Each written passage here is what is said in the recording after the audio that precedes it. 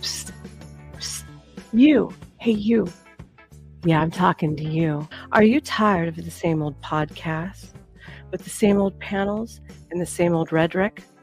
So am I. So come spend time with me, where you can have a laugh, be entertained, and learn something. I'm your host, Nova, and welcome to School of Thought.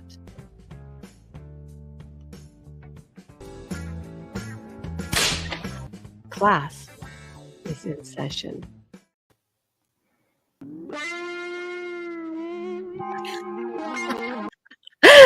The screen popped up before I did. Hey, everybody. Let me just turn that music down. It's blasting, huh? We're about ready to rock out and grab my bass. No, I'm just kidding. So today, on Wednesday, you're joining me at 8 o'clock. Maybe you're driving home and doing something possibly illegal with your phone. Don't get caught.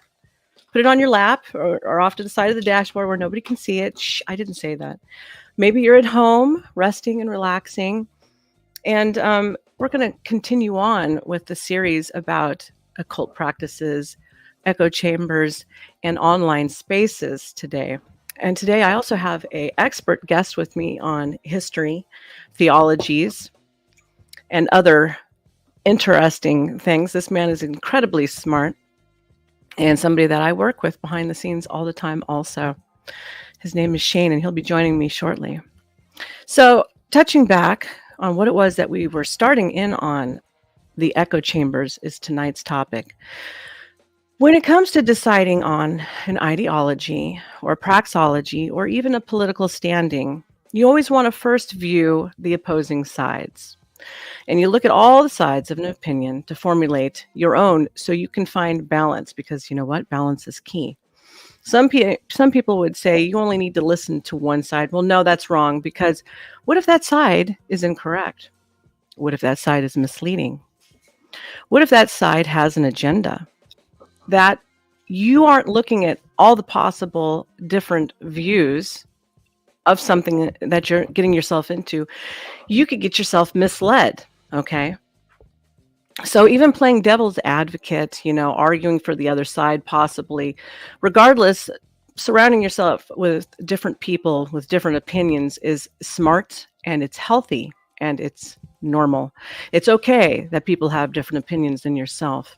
And when you talk to others, even if you don't agree with them, it helps to keep the checks and balances in place. Yes, I'm pretty practical. Yes, I'm very grounded.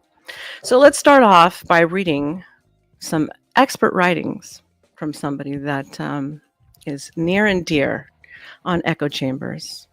So an echo chamber refers to an environment where a person only encounters information or opinions that reflect and enforce their own. Within these environments, dissenting views are minimized or ignored, leading to a more polarized and insulated belief system. Let me just turn my gain down just a little bit. Here's one example. We're going to go into these examples for online echo chambers tonight. So manospheric echo chambers.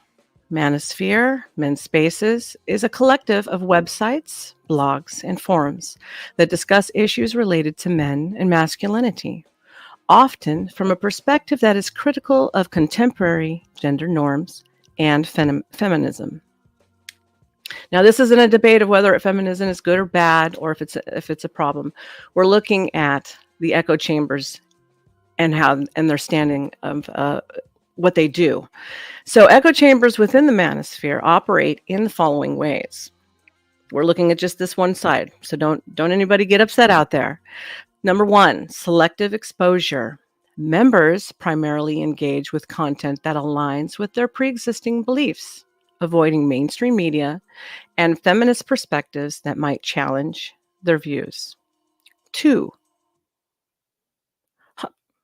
homophily, the tendency of individuals to associate and bond with similar others and strong in these groups. This reinforces shared beliefs and creates a sense of community. Content filtering is number 3.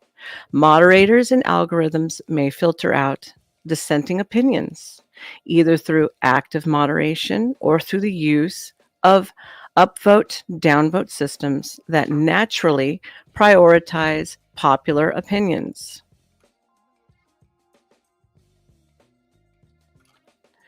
Reinforcement.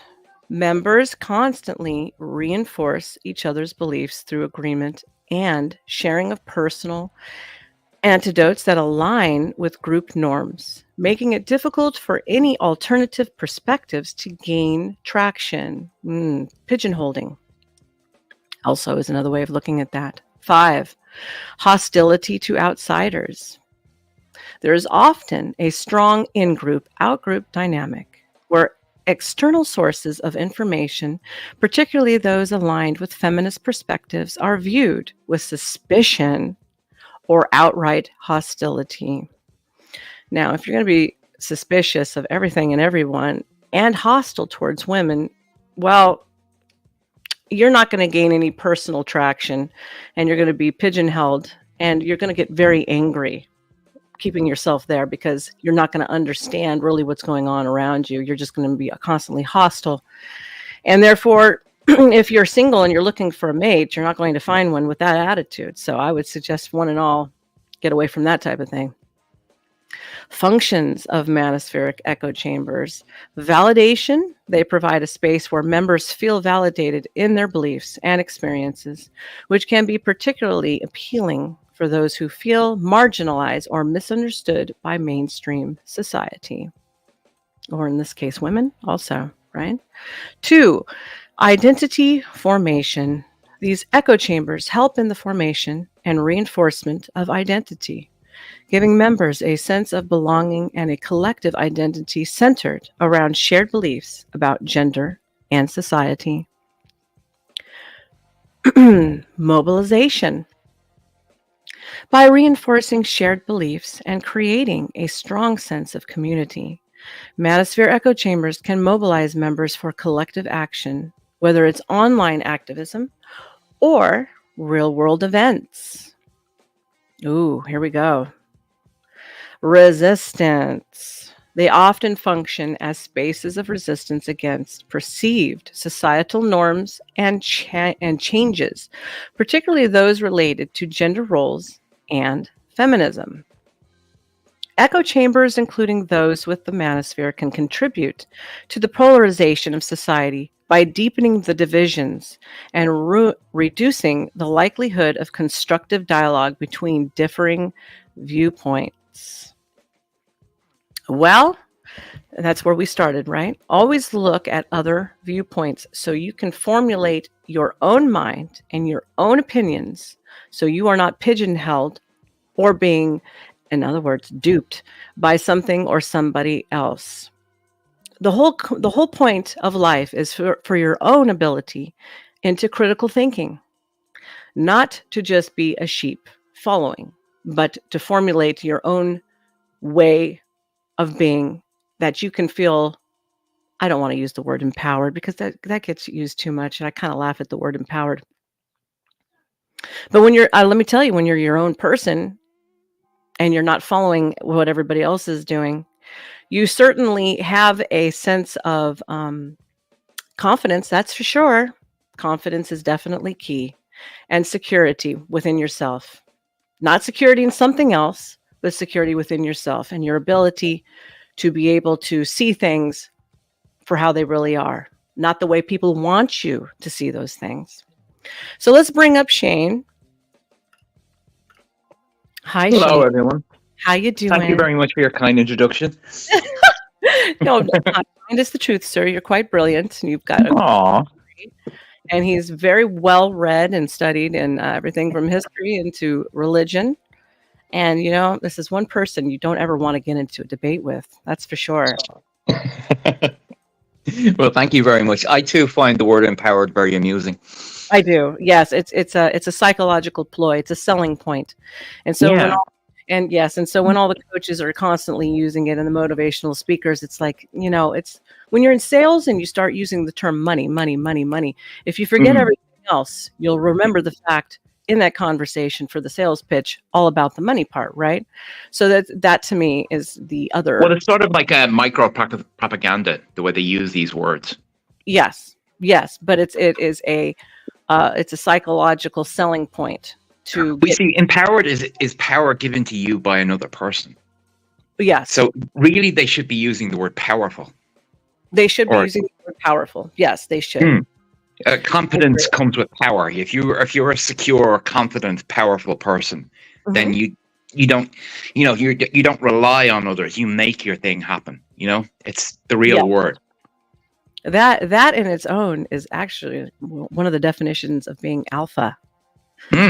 Not a douchebag. It being alpha is that you don't follow the norms and what everybody else is doing. You make your own way. Exactly. Yes. And go ahead. Personally, I don't give a damn what anyone else thinks, really. I only care about what I think. I listen to everyone, but I only do what I think. Always think your own thoughts. Exactly. Let's say hello to the crowd, and then I have to check something because somebody keeps pounding on my door.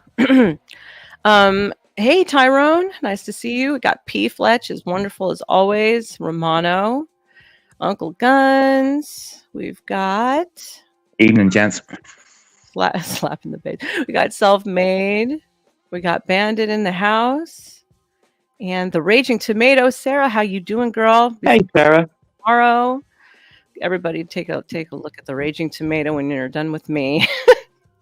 Joe Cool. Nice to have you in here. And anybody else who might be lurking about, please remember to like and subscribe for help with the algorithms. Yeah, hello to all the ninjas. Oh, and the prawn says, hey, you. Nice to see you again. Thorpe TV says, hey, Thorpe. Hey, Grace. Hey, how you guys doing? Oh, hello, Grace. Soon. Here, can you talk for a minute while I see what's going on at my door? Sure thing. Sorry about that. Oh, it's funny. Speaking of Grace, we were watching last night's show, the debate on with PUAs. I found those guys are very annoying. I thought they were picking on Grace a little at the start, and I sort of agreed with her about being natural confidence is very different from something that's taught, or social competence. Okay, sorry about that. No worries. All right. So let's see. Where were we? You were talking about confidence? Is that what you were talking about? I was speaking about last night's show with the debate with Grace and those PUA guys. Oh, yeah. And you know what? I'm not well versed in PUA. And so if I said anything that was kind of weird, it's because I didn't know what they were. So, but yeah, they're pretty creepy. Actually. Well, I'm at the age, sorry, where I never read anything PUA, but I've been to bars and I tried to pull women, and I had to learn all that on my own. You did? Yeah. Well, it was like a thing you had to do, because you had to, if you wanted to get a girl, you had to actually, talk to them. You know what I mean? Yeah. And there was no internet, Yeah. You had to, and I went to an all boys Catholic school, and I didn't socialize with a female until I was about 14. That wasn't related to me.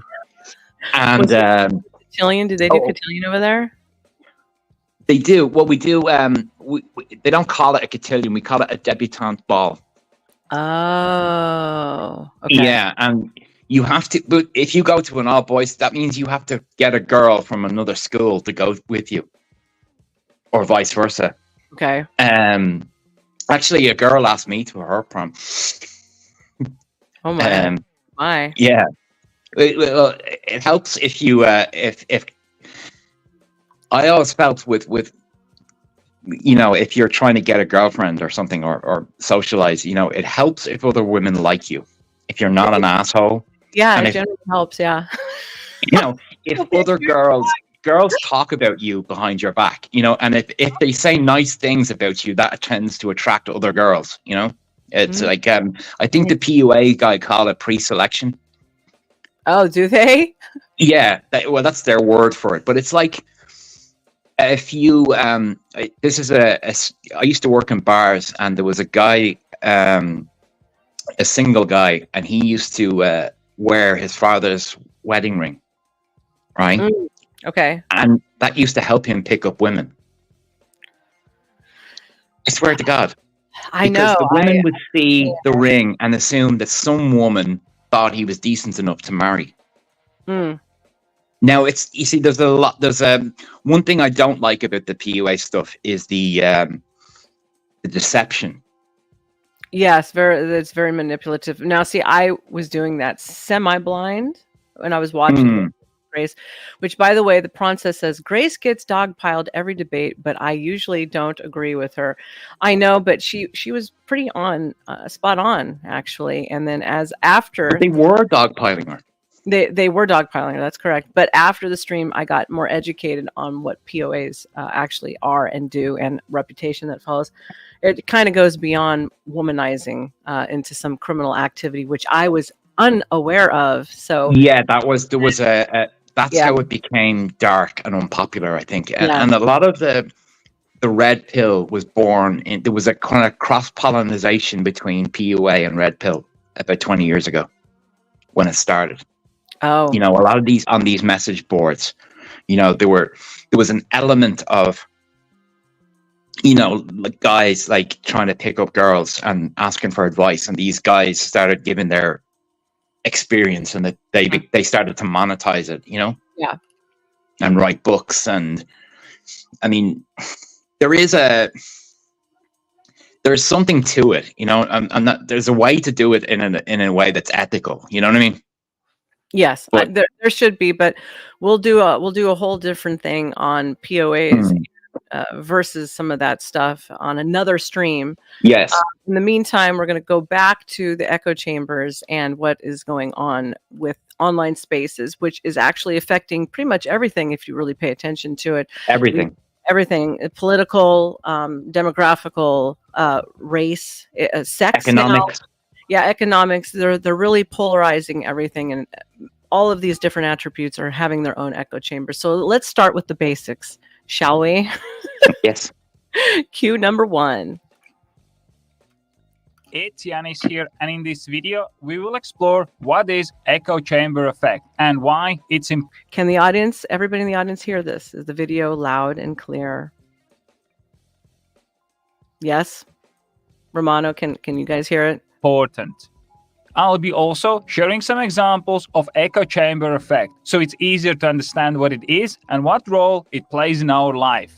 If this is your first time on this channel, then make sure you subscribe and hit the bell icon to get updates on my latest videos about time management and productivity. Echo chamber effect is when you create an environment in which beliefs are amplified and reinforced by communication and repetition inside the closed system. This can be online or in-person setting, and each community can create echo chamber if no information from outside is accepted. Basically, echo chamber is an environment that circulates the same information and refuses to accept new information. I was stuck in echo chamber by myself when I was developing my mobile application. Me and my team tested and developed it as we thought would be the best.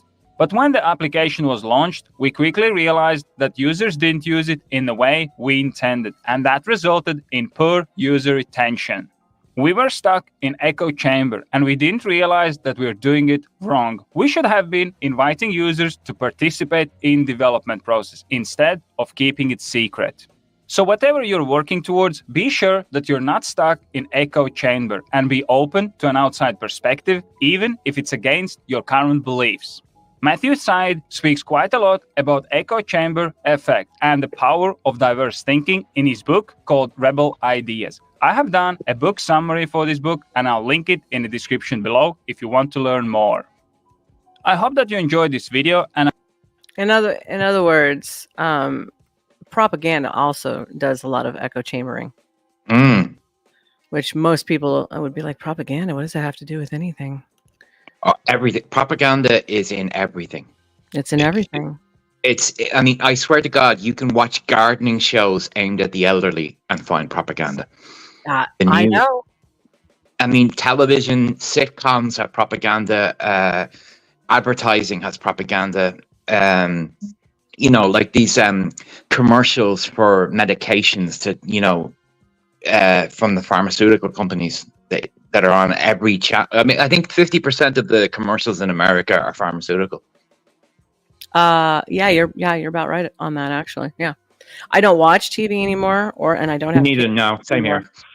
here. But even on here in YouTube land and other online spaces, they're starting to catch up on there too. There's a lot of pharmaceutical stuff I'm starting to see. Well, actually, I pay to not watch ads. Oh, you do? I do. I need to start doing that for the stream. Mm. Stark says, laughing my ass off. I'm dying here, Nova. Hi, welcome in. Please remember to like and do me a favor, subscribe and come back, huh? We have fun here, and it's informative. Let's play the next one. Are you ready for this one? How the internet creates these echo chambers, and AKA propaganda. Knowledge and expanding our horizons on many new things. However, saying this just at face value today brings up an interesting problem that we are starting to encounter, not just on the internet, but potentially society as a whole.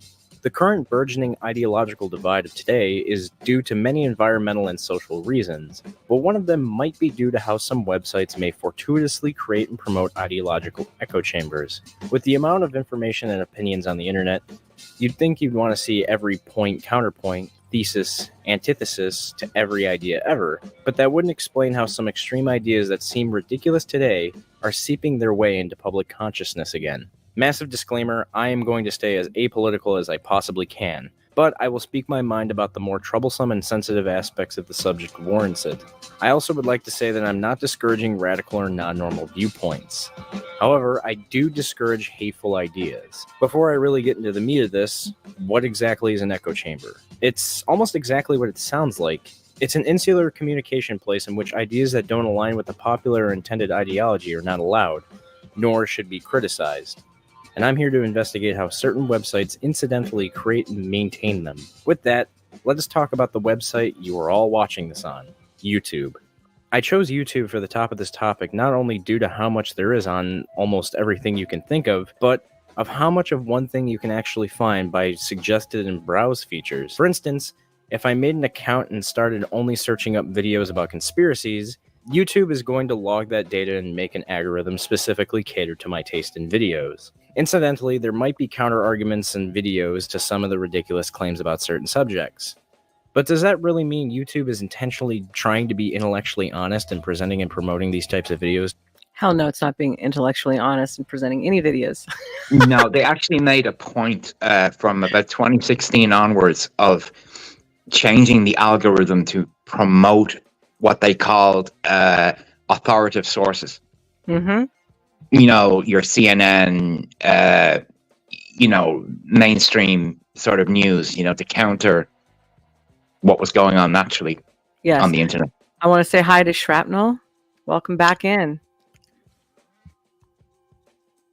To a specific account. Really, it comes down to just promoting engagement on the website. I wasn't cutting you off. Were you finished with that? I'm sorry. No, I was finished. Okay, all right. Just making sure. YouTube really doesn't have any duty to keep us motivated to seek answers or viewpoints when participating in discourse or just spectating it. Remember that YouTube is run for profit. They don't really even promote much educational or intellectually laden content, as it really isn't seen as their responsibility. It also isn't the videos that they promote either that contribute to this. It also has to do with how these videos are engaged with. To help frame my point visually, I'm going to use the skeptic community as an example just because of how popular they are on this platform and how everyone involved may be adding to the cacophony of their own echo chambers. Refer to my disclaimer before commenting, please. As for people with large platforms, there is so much room for misuse of influence. I used to watch The Amazing Atheist a few years ago, but there's a problem if I can't see myself being able to have a good debate with him. You're more likely to get fisted by a 2-ton gorilla named Barbara in the parking lot of an Outback steakhouse than you are to die in a plane crash. TJ mocks and berates any opposition because he knows he has a massive herd behind him waiting to defend him, even when he knows he's wrong. It's really easy to attract this type of content. His content is barely even infotainment. You have to take a step back here and realize that most of these skeptics don't have a very diverse academic background, exception being Thunderfoot and some others. When it comes to having a large... That's true. Most of us don't have the degrees or the authority. The scary thing is, though, The scary thing is the degrees actually don't help you. They don't. The degrees are their own echo chambers. If you go to college, college is a gigantic echo chamber.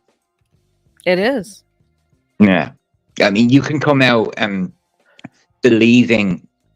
They actually believe what they're saying. That's what's troubling. It's not that they're pretending, or it's like they've been fed misinformation. They think they're informed. Yes, I know. I have a half sister who started off as a perfect example one way, and now she goes to gatherings with signs that says bring down the patriarchy. So she's yeah, exactly. Right. The patriarchy bothers me as the historical part, because what feminists sort of failed to realize is women invented patriarchy. And patriarchy is maintained by an underneath matriarchy that supports it. See, women raise children primarily.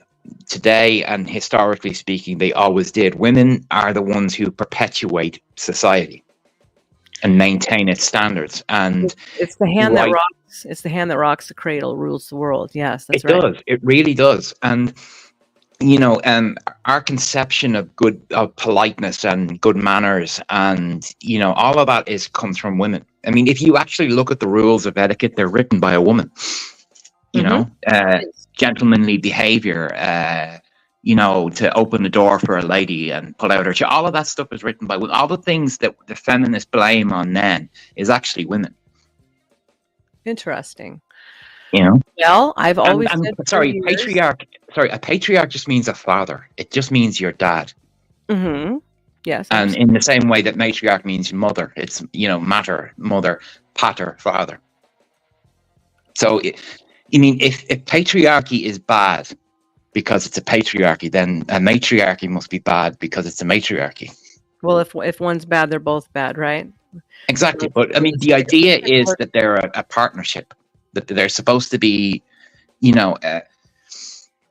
get married and you become a couple, and two become one. Yes, but we're not talking about that just part today. No. Let's go back to the echo chambers real quick. Platform. This is the phrase that embodies this philosophy. Power perceived is power achieved. You don't need to be an intellectual giant to have the masses crowding around you. In fact, people really just want to relate more to someone than anything.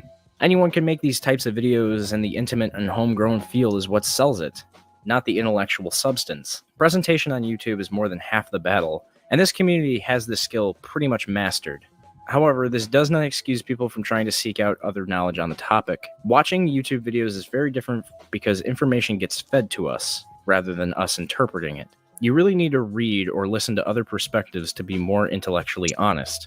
In video media, it's easy to manipulate information by adding or subtracting certain things. Hell, I'm doing that right now by not including the term SJW because I know the comments will turn into a Cannibal Corpse mosh pit. Okay, ideas. Where are we going? Cannibal Corpse mosh pit. I got one. What about a comedy show? How many top comments have you seen on YouTube where it has almost nothing substantial to the content itself? Especially when it's a clear straw man or smoking gun statements that get hundreds of thousands of likes.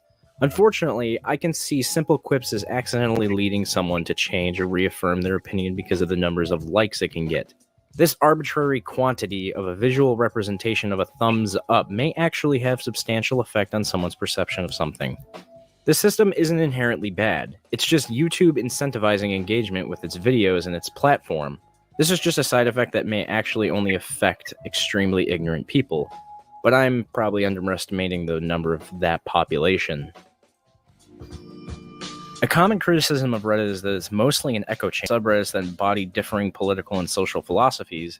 Most of what is popular and true on Reddit is very clear by what is presented on its front page. In terms of how Reddit works as a system, it's quite similar to YouTube. However, because discussion by commenting and upvoting/downvoting is way more prioritized than view counts, there is a higher standard of practice. There is also more emphasis on siphoning out bad content, at least what is perceived as bad content by the masses on Reddit. Reddit really falls into a certain trap of its system and encourages social pressure to guide its discourse. In order to present criticism that won't get you downvoted to oblivion, you need to be extremely diplomatic in the way that you say it.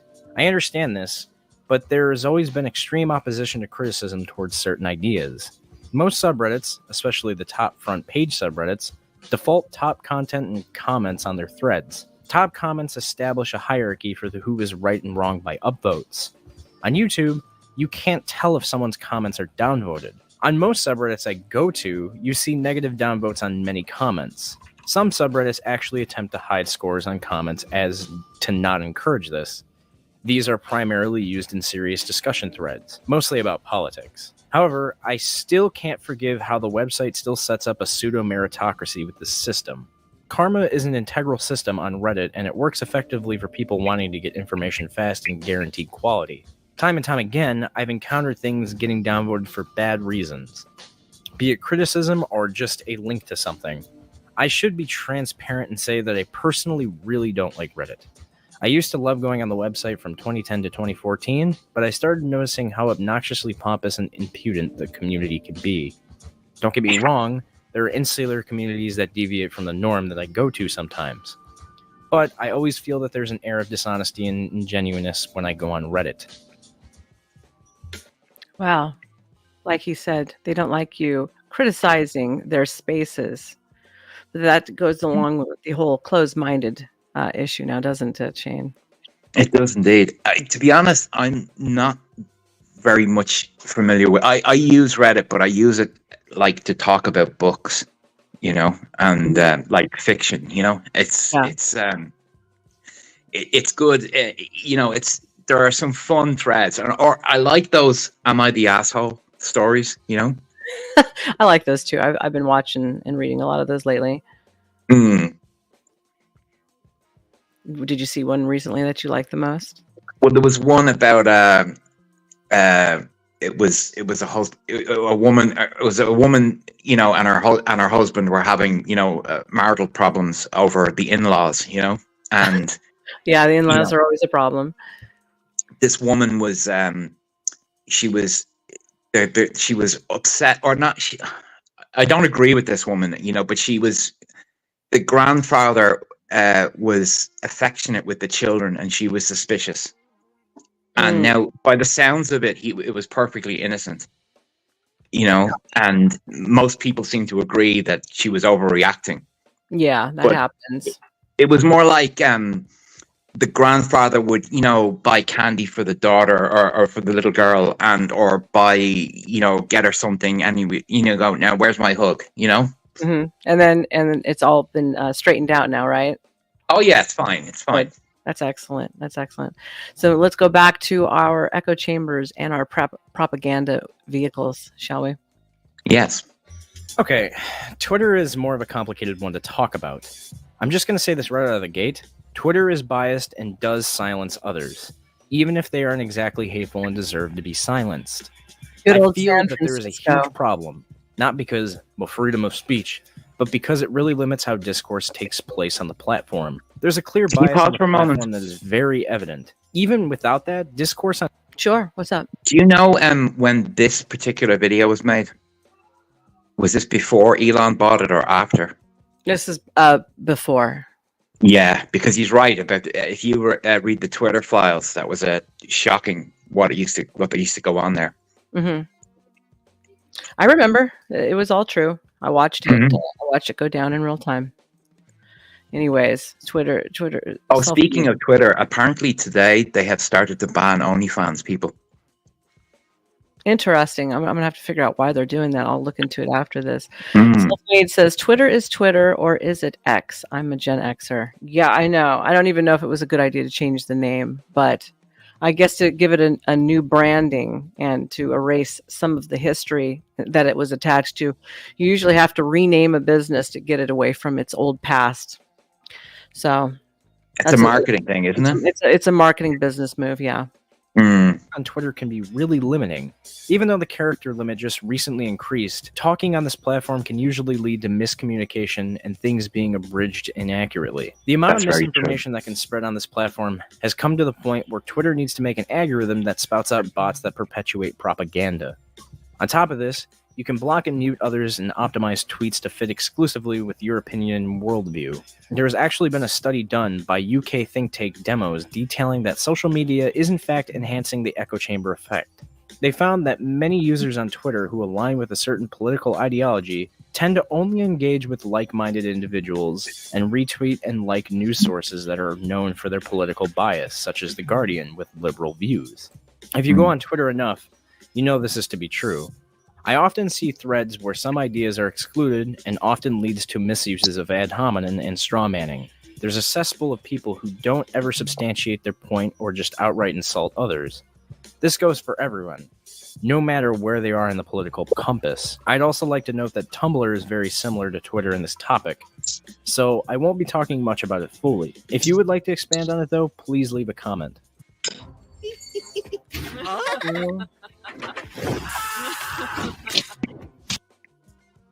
Facebook is an even harder nut to crack when talking about the subject. Facebook might be one of the worst cases when it comes to echo chambers because it has the same mentality as YouTube with how it wants to keep you engaged as a user. Facebook is more about looking at the personal lives of people you actually know, but you can optimize what you view by muting them.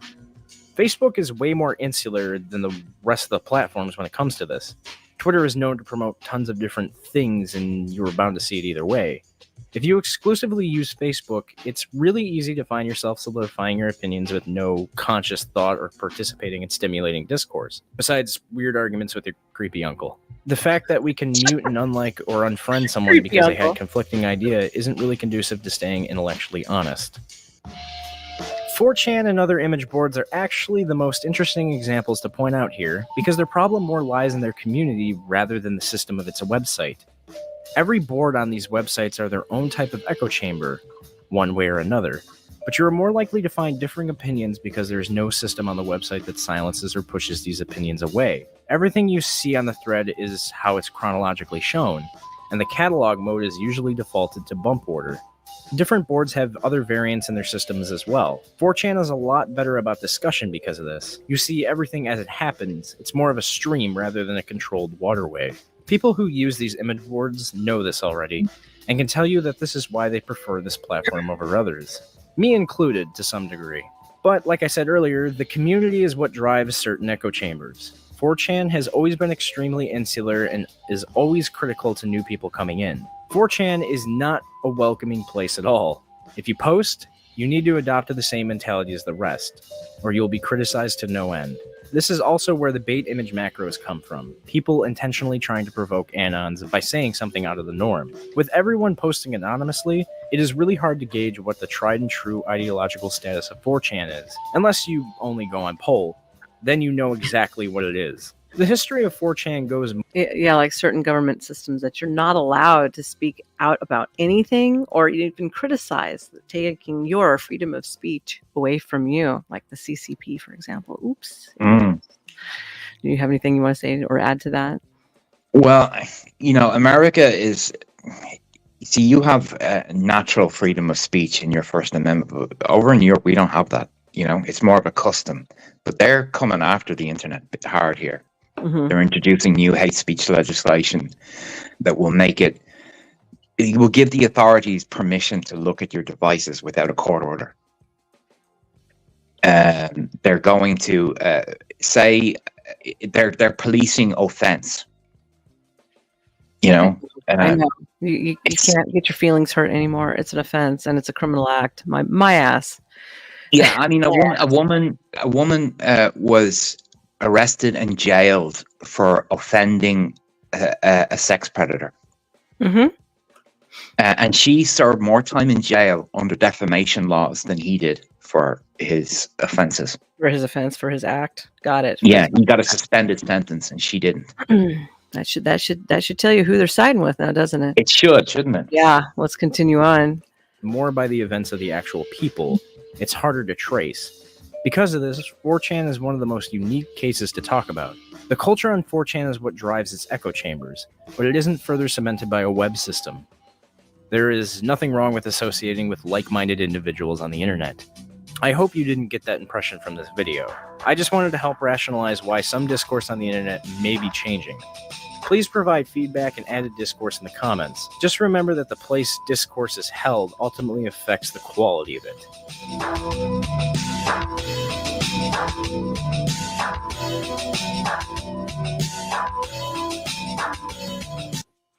I think that was the end of that one.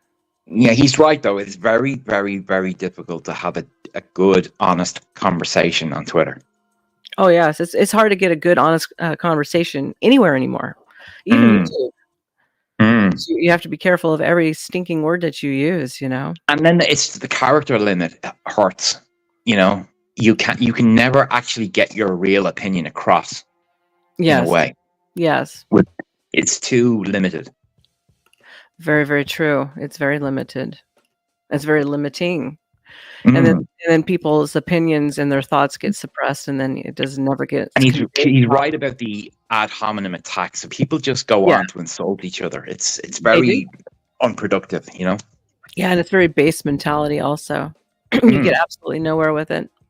I mean, I try to engage with people I disagree with all the time, but I never insult them. I never insult them. I try not to insult them either. And when I'm insulted, I try not to react. I just, you know, I let it bounce off me, you know? Bandit says, that's why you should listen to all the news, and where all the facts line up is normally the truth minus the propaganda. Well, if you can even find the truth amidst all the propaganda, that's the issue. He's right about that. You know, when I watch American news, I try to watch the whole spectrum. So take a particular story, look at all the main networks, and then look at the foreign networks. So you're going to get more accurate information on America by watching British news talking about America than you are America. You know, when during the Iraq and Afghanistan invasion, American soldiers listened to the BBC World Service to know what was going on. Oh, I believe it. I believe it. I've heard that before, actually. So we've got another video coming up called "How Society Programs You Inside of by Using Those Echo Chambers." Are you ready for this one? Yes, ma'am. Okay, let's roll it. Ooh, my sound is off. Okay, this is the next installment of How Society Programs You. I really like this topic. I can't wait to get into it. So, as we all know, anytime humans get together, anytime people get together, it's a high chance that they agree on something, right? There's a prevailing thought process that is agreed upon, whether it's consciously agreed upon, like verbally said, explicitly said. For example, religion's an explicit one where they verbally say they agree with these certain principles or these certain ideas from a scripture, etc. It's explicit. An implicit example that's not like verbally said could be maybe a company, right? Some companies, they'll say their company culture kind of verbally. Some may not. Some may just, it's kind of assumed and it's kind of under the radar. Like you pick it up as you go along. So that's an example. But echo chambers are just a group thought process, and it's so prevailing and it's all you consume, and it gets to the point that that's all you know, right? You don't go outside of that group for information, and you rely on the group for the things you know, your worldview, etc. How do cults happen? They find people that are looking for some sort of purpose or some sort of meaning in life, and they bring them into this echo chamber of other people. And then there's just like this like-minded hive. The cult wants you to just stay in that hive and just think like the hive and not look outside. And what happens? Some cults may use threats, right? They may use manipulation to prevent group members from thinking outside the box or questioning the cult. Falling right in line with what the topic is tonight. I said this the other night. I said hive-mindedness, yes. And so all these online spaces for men, and even the ones for the women, they keep you with inside of that chamber, and they don't allow you to branch out. And if you do, and you want to talk to other people with different opinions, or even leave the space, you're ostracized. I think it actually happens with women more. Women, we tend to take the brunt worse than men do on many issues. But I mean, But-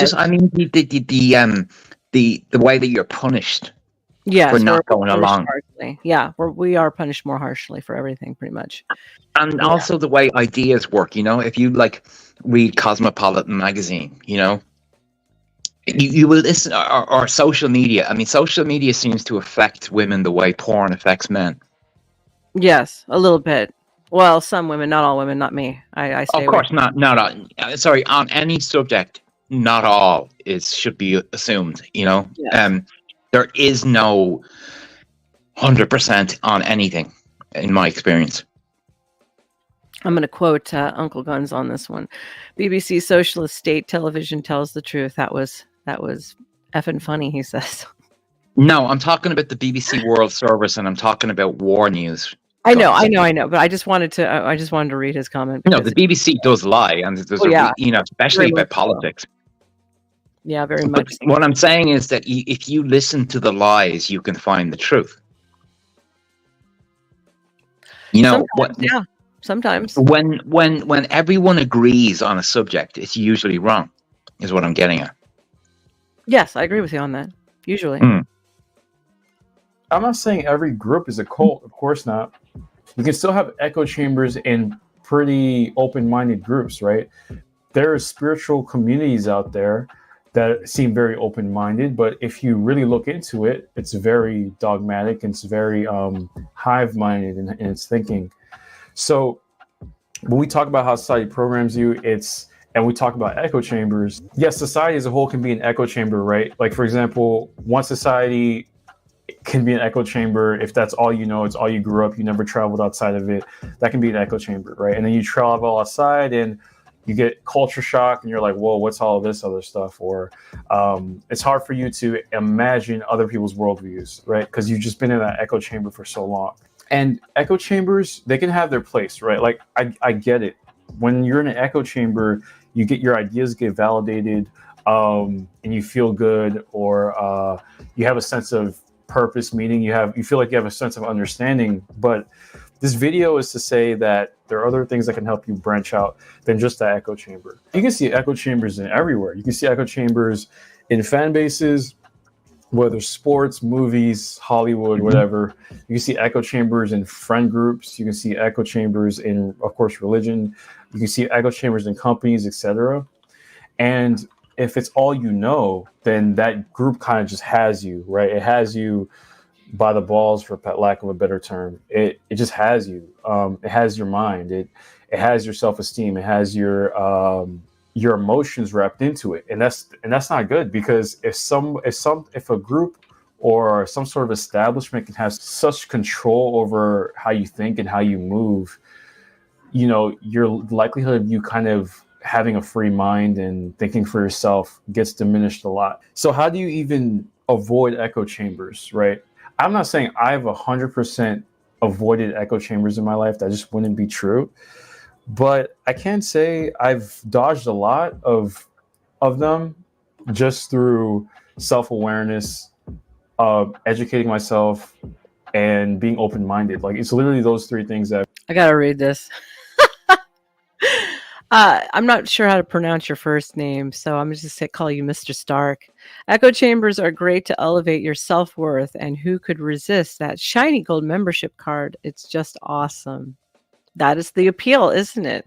Is that amongst your peers, that you have a sense of belonging, worth, sense of self-worth that's greater than it should be, amidst all of those people who are parroting all the same beliefs and ideas.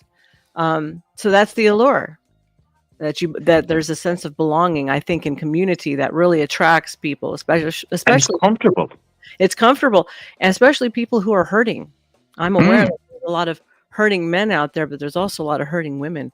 And with that, I would just say there's a lot of hurting people. And so that's the attraction, and people are looking for answers, and they're finding the answers in the wrong places. They definitely are, and I mean, you can see this with echo chambers in the LGBTQ. You can see it in government with government decisions. You know, you Yes. can see it, in social policy. I started off the stream mentioning the echo chambers within all of those things and all the segments of society, which are now turning to just exactly this topic. All of it, straight across the board, from men to women, to against each other, from race to finances. Everything. It's just everything is turning into it with its own network within itself, and then they don't ever branch out of it, and that's the problem with what's going on. And I it's agree. dangerous. It's very dangerous. Very Which is dangerous. why we are looking to debunk a lot of that stuff. So hopefully this will help somebody out there. Because I want to help people. Yeah. I'm sorry, go ahead.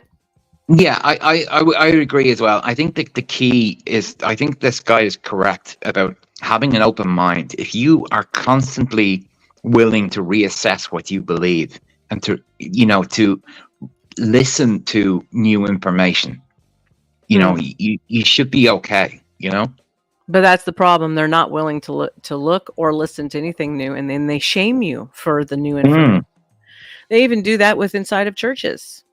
Oh yeah. Inside of families. Families have their own political patriarchy. Oh, definitely. It's just you really have to be very much of an independent thinker and be able to take criticism and keep moving. Yeah. You got if you do believe something, you've got to be able to defend it. When you get older, you don't have to defend anything. That's the wonderful thing about being older. You just do what the hell you want to do.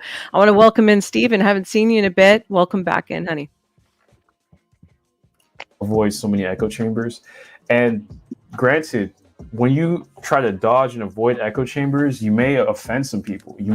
Some people may not like you just because you don't think like them, and you want to be okay with that. Not everyone's going to like you, period. Even if you think you're going to get everybody to like you. So echo chambers are a hub of a certain worldview that gets spat out over and over and over and over again. And it's so important for you to see the weaknesses in,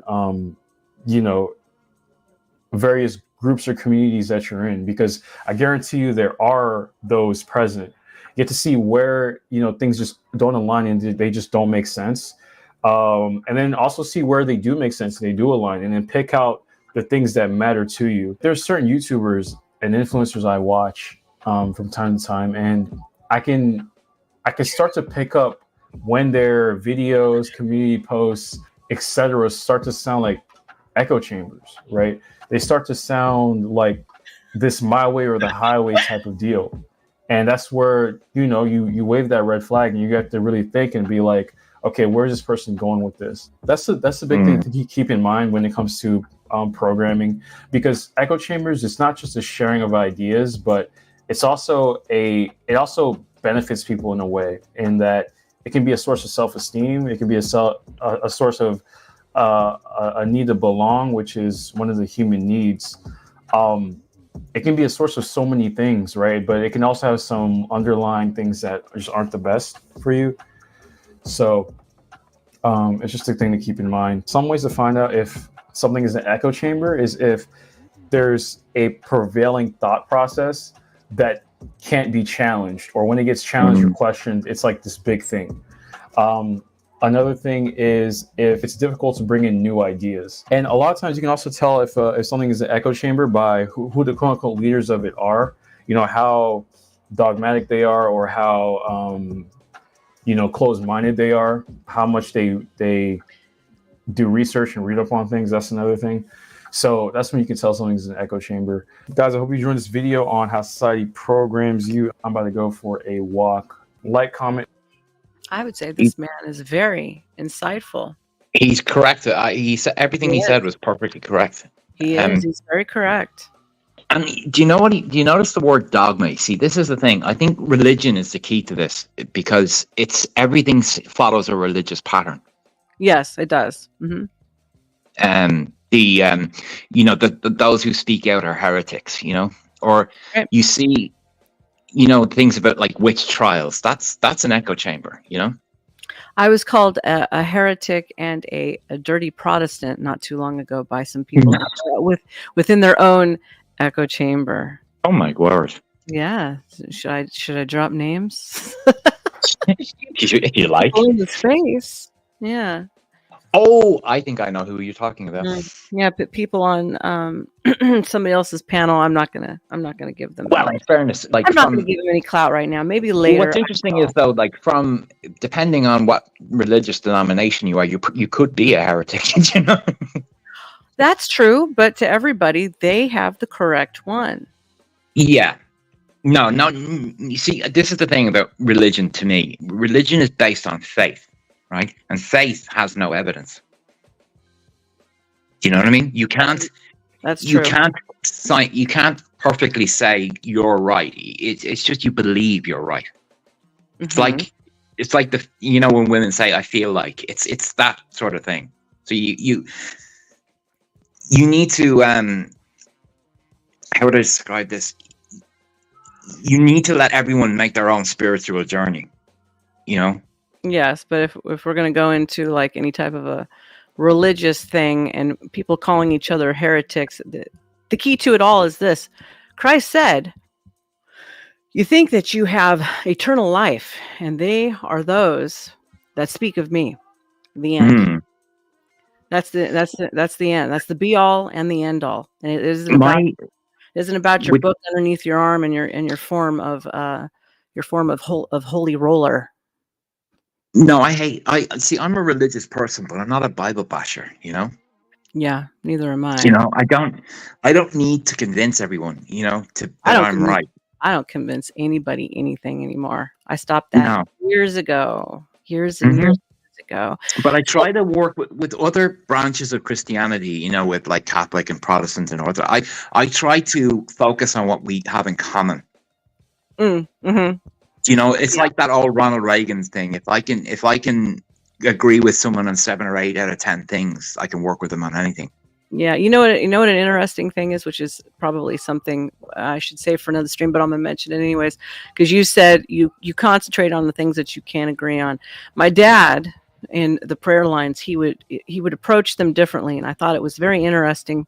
Now that I'm older and I can look back on it, he would say, because all these people would show up from different denominations, and all different denominations have their own spiel, right? Mm-hmm. And most of them don't believe in healing or any of that type of stuff. They say that was for back then. It's not necessarily applies today, unless it's like some kind of miracle type thing. And he would tell them, he would say, if at this moment you can agree with me on this, I said, then you're going to get what you've come for. Mm-hmm. But you have to put everything else to the side. We just agree on this one thing, and usually like if any two of us gather together in his name, touching anything on earth, it'd be done in heaven as it's done in earth. So anyways, moving on from that. I love that expression. And he just called me a dirty Protestant. Yes, I'm a dirty Protestant. Oh my God. And perspectives. But when you're only hearing the same perspectives and opinions over and over again, you may be in something called an echo chamber. An echo chamber. This isn't the same one, is it? Is this the same one?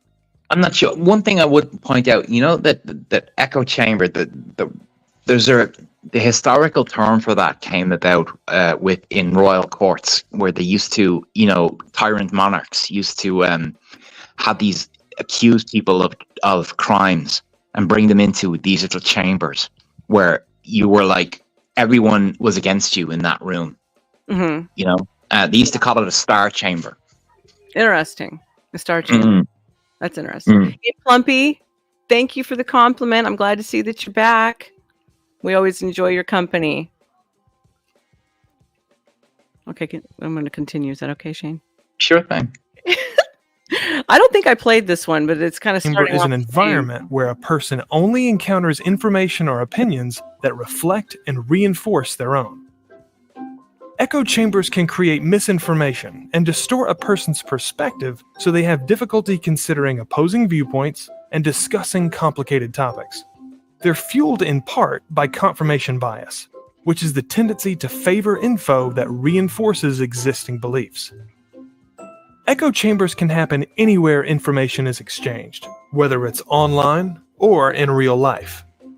But on the internet, almost anyone can quickly find like-minded people and perspectives via social media and countless news sources.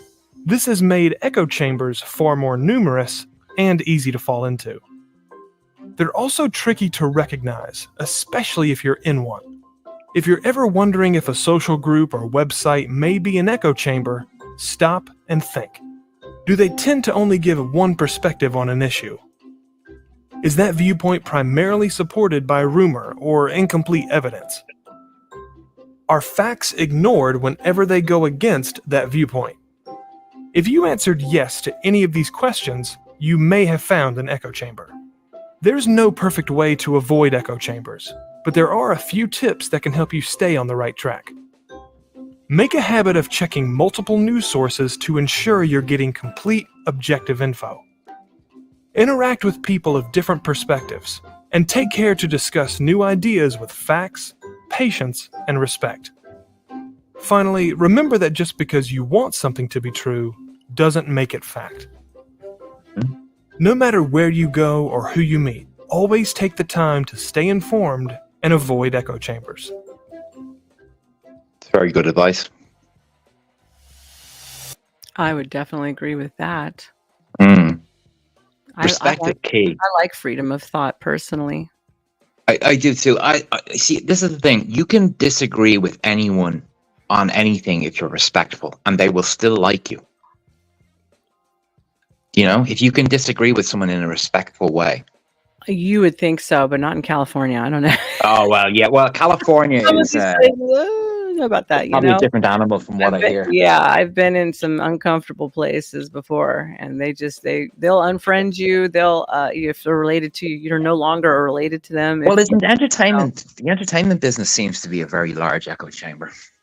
Well, that's because it's tied into the political system, which I didn't. When I was younger, I didn't understand that until I got head on into the middle of it, and then I was like, wait a second.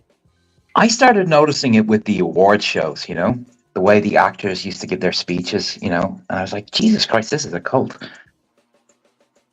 Yeah. Yeah, it is its own. Yeah. But people have to remember that, you know, a lot of the politicians had interest in Hollywood from its very inception. And one of them is Hearst. Yes. Randall Hearst, like he was all up into the political system. He tried to be the mayor inside of New York and got booed out, and so he took his shindig and went into San Francisco and became the mogul of the time frame: radio, magazine, newspaper, all types of publishings. Do you know the Mexican American War? You know he was behind that. He made that happen. I'm not surprised. You know, if you go ahead. I'm sorry. He ordered his journalists down to Mexico, and they said, why are we going? And he said, we're going to make a war.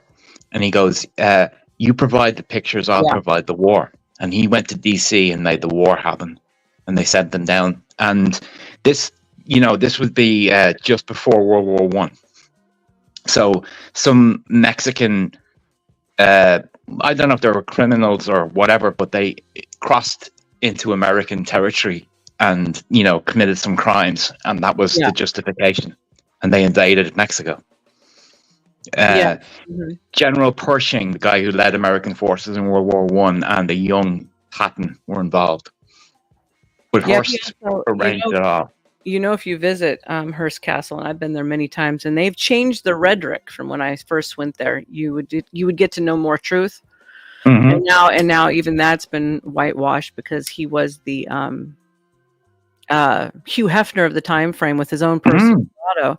And most people don't realize that Hefner framed everything that he did off of Hearst. And inside of the theater room, they will run the reels on some of the propaganda that he had started with Spain also. Oh, yes. Yeah. This would have been around 1900, would it? Say that again. This year, time frame, Hearst, he was like around 1900 he started to have an impact, wasn't it? Yes, or yeah, the early 1900s. And there All the was way through. a American-Spanish War was just a Yes, few years yes, beforehand. Yes, that was all propaganda, and that was but he had right. famous yacht parties, I recall. Yes, Sex parties yes, he on did. yachts. Him and Charlie Chaplin and other people. Oh, and more than that, and the supply of the The you other know, thing, sorry, I the believe cells. he have the gossip columnists. Oh yeah, he And did all that stuff. Hmm. he had, he would spread information via them, and he would gain information via them, and he had them all on a paper. I mean, and not just in his newspapers, in other newspapers. Hmm. Yeah, many. And they still own multiple, like ESPN. They still own multiple cable channels too. Well, Still to actually, this no, day. sorry. I believe he sold ESPN, or the Yeah. company sold ESPN to Rupert Murdoch. Oh, Um, really? yeah, so News Wow. International owns that. He's retired recently, I believe. Probably. On wife number 6, I believe. Wife number 6. Okay. Yeah. You got to keep them rolling, Well, no, he's got like rotate. his youngest child is like 4 years old, and he's pushing in his 90s. Okay, I well, swear to let's God. look at the next. Let's look at the next one. Whoops! There's no sound. My bad. Reinforcing his beliefs while external voices fade away. You start to feel you can't leave, not just because you're isolated, but also because you're invested so much emotionally and perhaps even rationally. You might experience cognitive dissonance when encountering conflicting ideas, but your commitment makes you rationalize away these contradictions. The struggle to reconcile these opposing thoughts only pulls you in deeper. The cult becomes your echo chamber, reinforcing its beliefs while external voices fade away. Oh, okay, that was the end of it. That's that one. Short and to the point. Short and sweet. Short and sweet, and then cue the next one. Why is he still talking when I just hit pause? I hate some of these shorts, man. They just keep going, even when you hit pause. Have you ever noticed that? It's so annoying. Yes. And see, it's still going. I click pause. It's still only going. people who believe this. Look at that. People can literally surround themselves, especially if they don't interact with the public very much. They can surround themselves with only people who believe the same things that they believe. No matter how crazy they are, you can find, like if you're a flat earther, you can be part of the flat earther crew, and there's tons of people that will validate you, and anybody who says anything against it, they will be thrown out as a heretic, and everybody will say, but people do that all the time. Let's say you've got a Facebook feed and one of your friends says something that you completely disagree with. Well, a lot of people would say, unfriend, done with that person, never talking to them again, because they believe this crazy stuff that I don't believe. And that's how that they end up in this echo chamber of crazy beliefs that, and sometimes with the internet, the crazier the belief, the more traction you'll get from the people that are already sort of believing these things. And who tries to be the voice of reason is immediately thrown out of the group. People can literally surround themselves, especially if they don't interact with the public very much.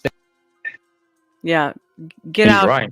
Yeah, get out of the house and actually touch grass and actually talk to people and get out of your frame of thought. Let's say hello to Disinfectant and welcome Hurricane Paro. And I saw Trippy in the stream as well. Say hello. Trippy, he's bouncing back and forwards. Yeah, I've noticed the more insane something is, the more that they will tend to gravitate towards it. I won't use too many historical figures to do that because I don't want to cause the YouTube gods to come down on me. But think about some of the political guys, okay, down through history who have done some insane things. What was that phrase? The bigger the lie, the more people will believe it. Hell yeah. That's exactly the truth. I don't know why that is, but it is the truth. I'm going to cue this other one. Oh, now we're going to talk about how you can escape the echo chamber. And you should escape it. And you should escape it, even though it will come by being ostracized. One thing I wanted to mention was that this thing, social isolation is one of the growing problems of our age, and that's how these things are taking root. And people are very alone, especially if they live in big cities. That's true. I was on the YouTube comment section of a video, and there was I was speaking to a young woman, and she was like 23 or 24, and she kind of admitted that she has no friends. Really? Yeah, and she doesn't. There's very little people she can talk to. It's I think she was some sort of country girl that moved to the city for work, Mm-hmm. and finds herself in a cubicle somewhere, and she just knows nobody, and that's I've seen that more and more. You see it a lot with a lot of men, especially. It's happening to a lot of women too. Honestly, it really is. It's on both sides. But you're right, because men tend to do things that are, just one-on-one type of a thing. Very, very, very solo, like video games and stuff. Keeps them. Or very people since COVID, who work from home, telecommunication. Can we say COVID? I don't even know anymore. I don't know. I think it was. I know people were saying Corona instead of it. Oh yeah, like the beer. Yeah, the Corona. Yeah. Mm. Romano says, "Is Elvis still alive or no?" I don't know. I mean, the aliens got Elvis. We all know that. Yeah, the aliens abducted him and beamed him up. They did. Yeah, I mean, the king lives, of course. Anyway, let's go to the next video.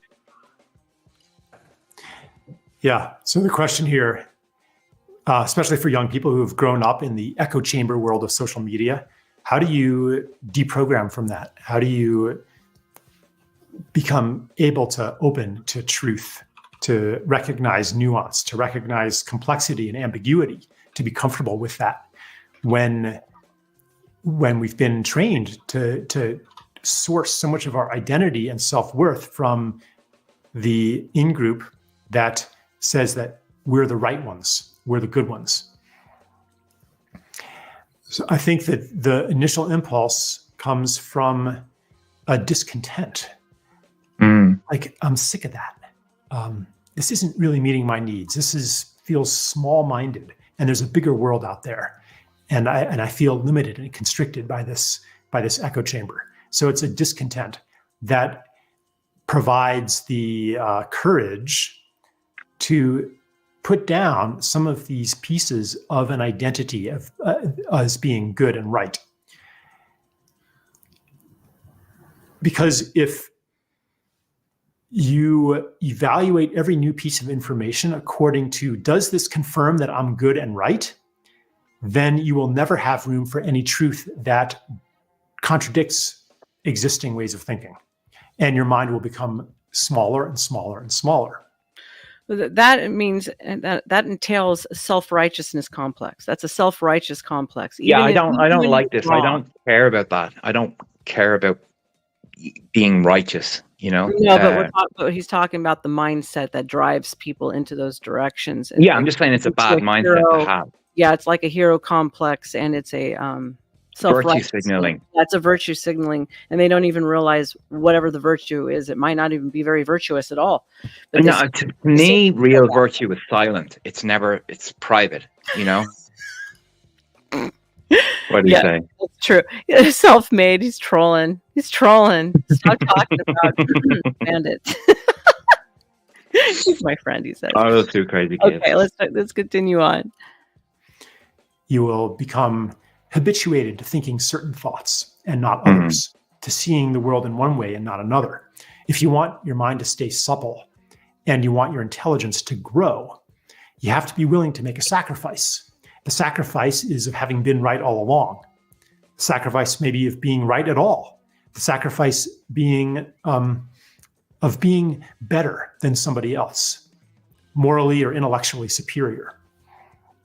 Once you've made that sacrifice, then you're able to evaluate new information on its own merits, not on, does this contribute to my identity as good and right? And it's a starting point, because a lot of the evaluative filters are unconscious. And there's layer after layer after layer of them. But I could suggest some practices, to read things that you violently disagree with and to ask what's true in this, or to ask, what position would I need to be in, and what life history would I have to have, and who would I need to be surrounded by to actually believe this as fervently as the person who wrote it. Mm-hmm. Hey, little podcast. Nice to have you back in. Then you understand what it's like to be somebody else. It's like empathy. But this empathy. is an exercise I do all the time. I say, what if I'm wrong about everything? Like, what if some key piece of my worldview is totally wrong? Then what? What else would be wrong? Or is there maybe a deeper understanding that includes this and its opposite? That says, yeah, this is right under this circumstance, and this is right under that circumstance. Or if I take X, Y, and Z for granted, then this would be right. And if I take A, B, and C for granted, then that would be right. So what am I taking for granted here?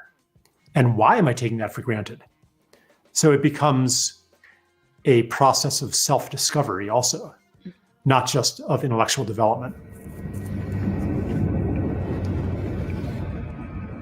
He's right. And it is a long process. You know, you're going to change your mind about things if you do what he's suggesting. Yeah. The older you get, the more you realize that, well, if you're smart, the more you realize you don't know shit. That's exactly. You know, the older I've got, I go, damn, I don't really know anything about anything, do I? Can you remember when you were 18, like, and can think the things you used to believe about the world then and compare it to now? It's radically different, I expect. Oh, it's very radically different. Yeah. And you're so sure, you know, you know everything. You have that youthful confidence that's actually, you know nothing really. The truth, you know. I call it the I'm indestructible phase. Yeah. Although I will say, you know, often, you know, wisdom comes from the mouth of babes. Sometimes kids are right, you know, and they see things that the adults don't. But generally speaking, you know, your what you think about yourself, or as you say, the indestructible phase. And sometimes you are sort of indestructible. I mean, some of us are lucky to be alive, you know. Oh no, absolutely. That's absolutely correct. But you know, I found that I've looked at younger kids and I go, damn, you think you're gonna live forever, you're gonna be young forever, and you think you know everything about everything. And the worst part is that some of them don't ever grow out of it, at least lately. That's what I've been noticing. I'm finding people are getting less and less mature. Yes, very much so. And I'm like 30 and 40-year-old people, you know, are like kids. Yeah. No, and they still live in Never Land, and then they wonder why their relationships don't work out, and you know, and they're going to manifest. Yeah, they're going to manifest everything into their life by thinking and wishing and wish upon a star. Yeah, waiting for a star to fall. No, nothing worthwhile in life comes without work and effort. You know, that's right. Even relationships. All relationships require maintenance. Yes, absolutely. All of them. Everything. I didn't build a business. Another thing I didn't build a business from scratch. Hold on, I didn't build a business from scratch without having to work for it. You know? No. And if you build any business, people seem to think that like it's easy to be the boss. Being the boss is the hardest job of all. It was the hardest job for me. Yeah, it never ends. And then having to direct all men. That was the other part. That was very difficult for me at the time. And I was my mom did the same thing. She had like 20 men working for her one time. Like, you know, she got on, but she did well at it. But it's weird being the only woman in the room, you know? Mm-hmm. Yeah. Well, now I might just spur self-doubt by talking about manifest. He says, don't get me started. I might just to spur you, sir. Now we got another video coming up called The Echo Chamber, Unveiling Collective Expression in Cults and Religious Communities, which still applies to online spaces. Let's take a little ride down that rabbit hole, Shane. Yeah. The intriguing phenomenon of how individuals within cults and religious communities often share strikingly similar beliefs despite the vast array of differing perspectives in the wider world. It's not a matter of coincidence, but rather a psychological phenomenon known as the echo chamber effect. Consider the case of the infamous People's Temple, led by Jim Jones in the late 1970s. Don't drink the Kool-Aid. This community, isolated both Yes. physically and socially, was a classic example of an echo chamber. The members were surrounded by the same beliefs, the same messages, the same narratives, day in and day out. Outside opinions were not merely discouraged, they were outright rejected, creating an environment where the only voices heard echoed the same ideologies. This led to a tragic end, with over 900 people losing their lives in the Jonestown massacre. But what exactly is an echo chamber? And how does it function within cults and religious communities? An echo chamber is a situation where certain ideas, beliefs, or data points are amplified or reinforced by transmission and repetition inside an enclosed system, where different or competing views are censored, ignored, or underrepresented. In the case of cults and religious communities, leaders often employ a variety of techniques to create these echo chambers. They may isolate members from the outside world, control the flow of information within the community, and discourage questioning or dissent. The result is an environment where members hear the same messages repeated over and over again, reinforcing their beliefs. In other words, a mantra repeated over and over again. A mantra, yes. I'm seeing a lot of that in these online spaces and they're selling their courses and their books. It's the selling. You always know it's bullshit when they start selling courses, don't you? You would think people would know this, but they don't. They don't know this. You got a lot of hurting people who are looking for leaders and answers, and they're looking to blame the other side. In this case, online spaces like men. Usually, in my experience, the truth is free to themselves. The truth is usually free, in my experience. The truth is usually free. That's correct. Yeah. But if you want to buy a course, another technique and your I money's found burning hot in your pocket, you want to spend it. One technique I have found that helps if you have a position where you care, where your primary motivation is to be truthful or to be honest, and if you have an honest disposition where you care about hearing the truth, right, and speaking the truth. Yes. You can hear people lying very easily. You can tell when the truth sounds different than a lie. Yes. But you have to be honest to do this, and you need practice at it. But you can listen to the news and tell when they're lying to you. Usually, you would think so. You need a certain skepticism as well, not to believe everything you hear, not to believe everything you read, True. Yes. And Mr. Stark says, I predict Nova coloring book in the near future. Me selling a coloring book? No, I won't sell a coloring book. I do draw though. Well, maybe something for kids. Maybe something for children. I could whip something up like that. And making them resistant to outside perspectives. This isn't to say that all religious communities or cults are harmful echo chambers. Many religious communities encourage open dialogue and debate, and foster an environment of mutual respect and understanding. But when leaders manipulate their followers into a closed system of thought, the echo chamber effect can have serious consequences. In the People's Temple, for example, the echo chamber was so strong that members were willing to follow Jones's orders to commit mass suicide. They had been so deeply indoctrinated into the cult's beliefs that they could not see any other way out. He moved them to This Uganda. is the extreme power of the echo chamber effect, and a stark reminder of the importance of open dialogue and diverse perspectives. To summarize, the echo chamber effect in cults and religious communities can lead to a dangerous uniformity of thought. It occurs when leaders isolate their followers, control the flow of information, and discourage dissent. This can result in members being deeply indoctrinated into the group's beliefs, making them resistant to outside perspectives and potentially leading to tragic consequences. Understanding the echo chamber effect is crucial in recognizing the signs of harmful cult behavior and promoting open dialogue and diversity of thought within religious communities. Remember, a healthy community is one that encourages questioning, fosters understanding, and values diverse perspectives. That Scientology is a dangerous one, isn't it? I think most of them are very dangerous. That thing they do of where people come in like once a month and tell somebody everything about their life. Yeah, it's pretty weird. That is really weird.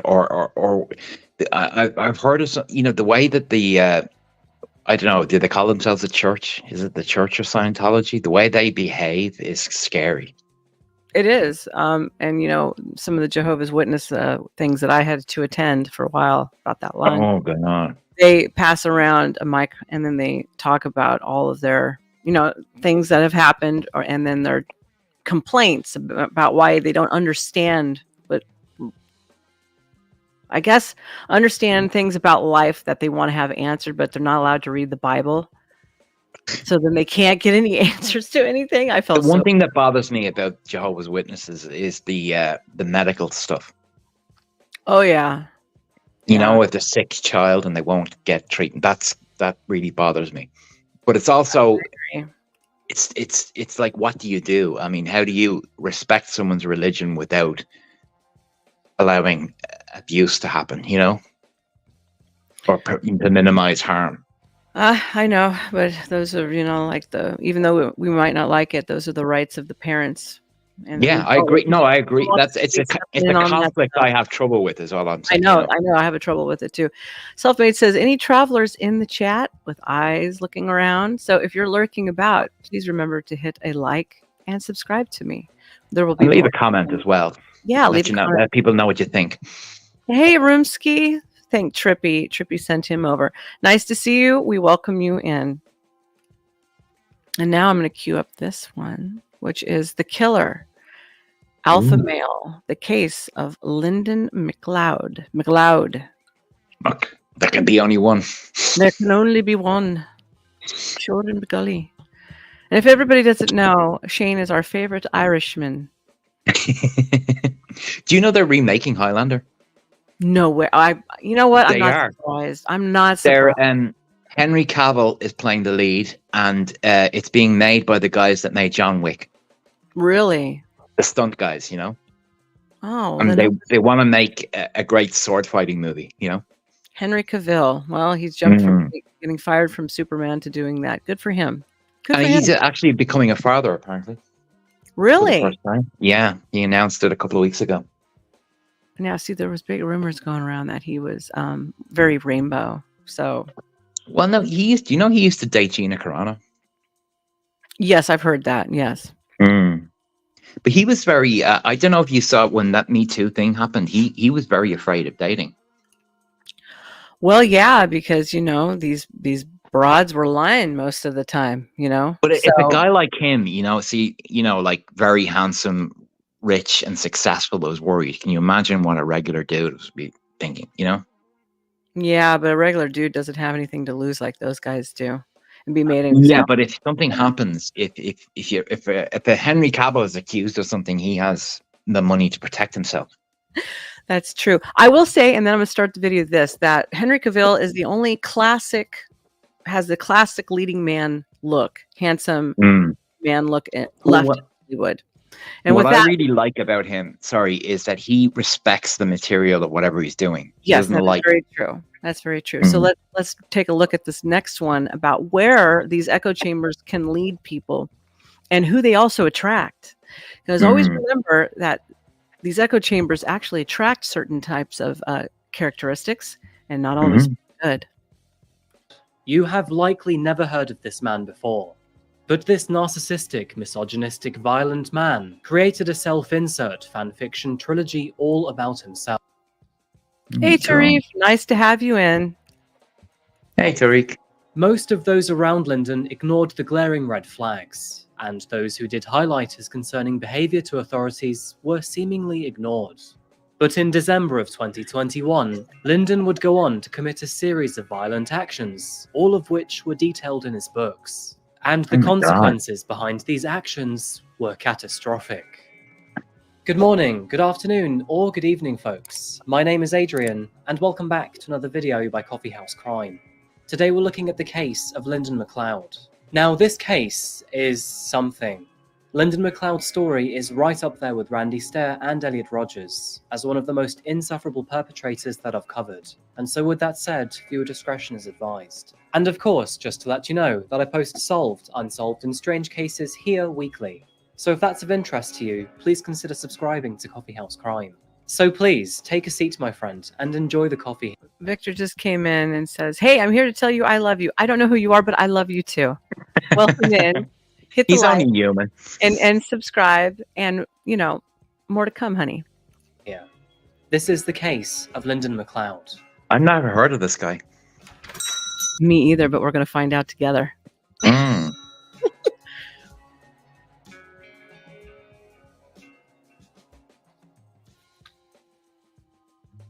Incredible landscapes, the Rocky Mountains, and endless days of sunshine.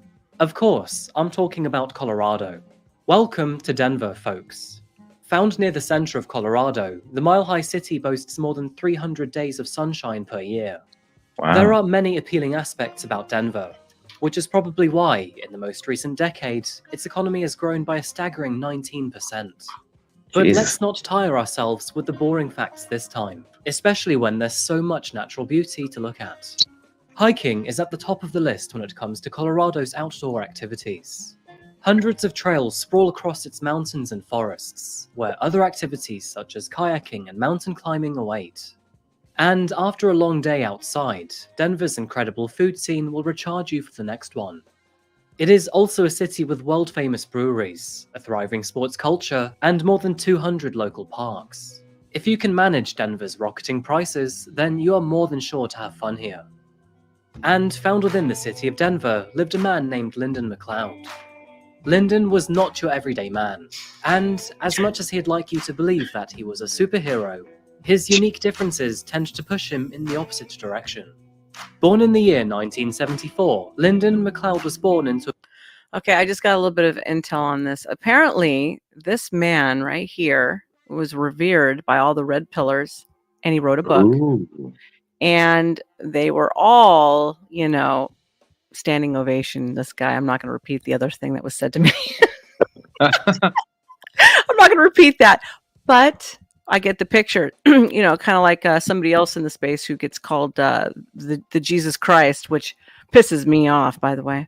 Or a Godfather, even. Yeah, or the Godfather. I'm going to call him Grandma instead. Hey, Grandma. When I start addressing you, your new term will be Grandma.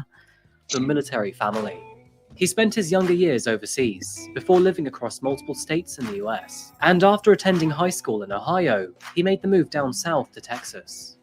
A rather sharp turn to our story, but by the time Lyndon was in his mid-20s, he found himself in a cult. This was due to his obsession with his girlfriend at the time, who eventually left him for another man.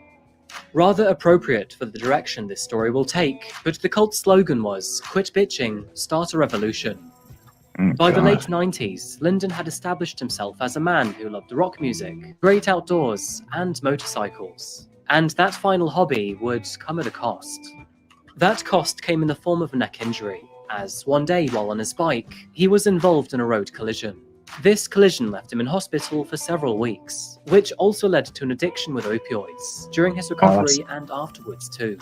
But by the year 2004, Lyndon had moved to Denver, Colorado, where he then took up work in the medicinal cannabis industry on North Holly Street, a move that actually would earn him a lot of money.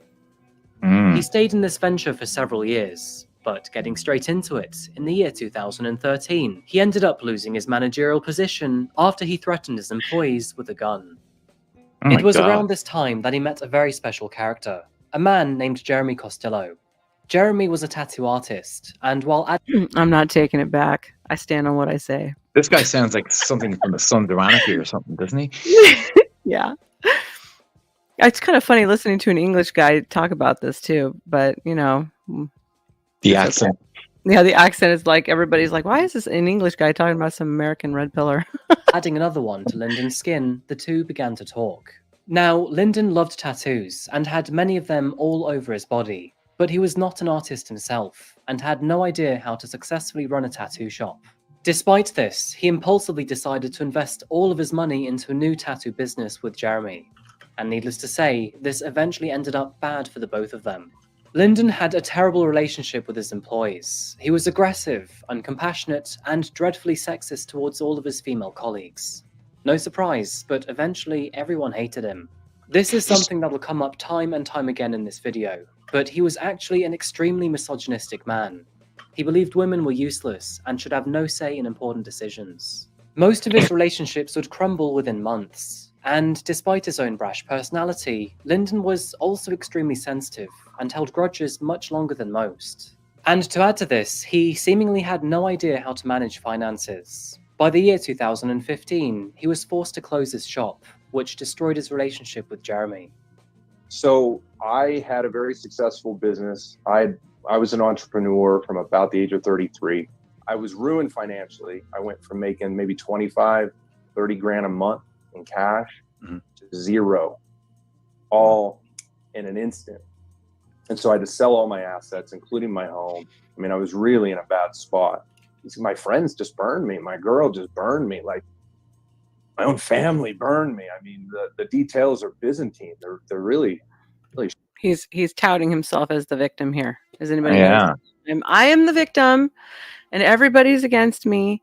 But he's not saying why he lost. I was going to say, what did you do? Mm. I mean, you don't just normally get divorced for no stinking reason. There's usually your friends don't turn on you. Your girl doesn't turn on you. Your customers don't turn on you for no reason. Exactly. So I'm wondering if these echo chambers have something to do with it. Let's take a look. Shocking, and it shocked me. And so I went to a very dark place, and I had all kinds of ideas of what I was going to do in order to make this right. Ollie and Anna seemed so perfect. And what people didn't know was she was screaming for help. With the unfortunate change in his financial situation, Lyndon retreated from the city and moved to a tiny home up in the mountains of Weston, outside of Denver. Being a fan of the tiny house movement and not having much money to spare, he made his own tiny house out of shipping containers, where he obnoxiously posted about it online. In one post, he said, "Most people try to make everything small in a tiny home, but I went the opposite route. I have less things, but each thing is larger. This was made possible because I didn't want a ton of goddamn storage. Storage is code for a woman lives here and needs a place to put all her modern bullshit that nobody needs. My home has books, guns, and meat. I don't need storage for anything else." Lyndon was already on a selfish and self-righteous path. He had already burned many bridges with former friends and colleagues. But after losing all of his money and becoming isolated in the mountains, his behavior, thoughts, and opinions would all sink to a whole new level. He had also become more open about his views on women. He outwardly hated them and showed no respect towards female well-being. It was around this time that Lyndon decided to become an author. He adopted the name Roman McClay as an online alias and began to write his own novels. And in particular was a 3-part series called Sanction. Now, I've briefly skimmed over the books, and quite honestly, they are absolutely terrible. His opinions are as tragic as his grammar, and the make-believe world he created does nothing but stroke his own ego. The main character is of himself, who is, quote, an extraordinarily gifted boy born into an average family. He describes himself as a supreme sigma, with high morality and culture. Advanced AI selects him as the perfect being, and duplicates his DNA into 1.6 million other men to accelerate mankind's development. Oh my He God. also rambles on about alpha males versus beta males, and also describes women as promiscuous people who only think with their heads in the clouds. Lyndon's character also has the same history as Lyndon himself, from birth to the cannabis farm to being screwed over by Jeremy. But the disturbing details do not stop there. His character then goes on a 6-month murder spree, killing 46 people. Oh my God. This guy is a whack job. That's crazy. Oh my God. Yeah. See? He went postal. He was already halfway there, though. That's just pushed him over the edge. You know, Crazy. you know, like this guy, like up in the mountains on his own in a cabin, nursing his hatred. Yeah. Mm-hmm. And this make believe world.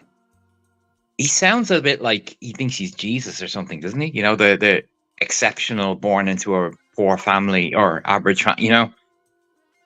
Yeah. Yeah, but obviously he was doing stuff. But the being punished by the world, like thinking everything, you know, he's up on his own cross, you know. Yeah. I got what you're saying. And this is just another reason why echo chambers get very, very dangerous, especially with people when their thought processes are not being challenged, and the reason being challenged.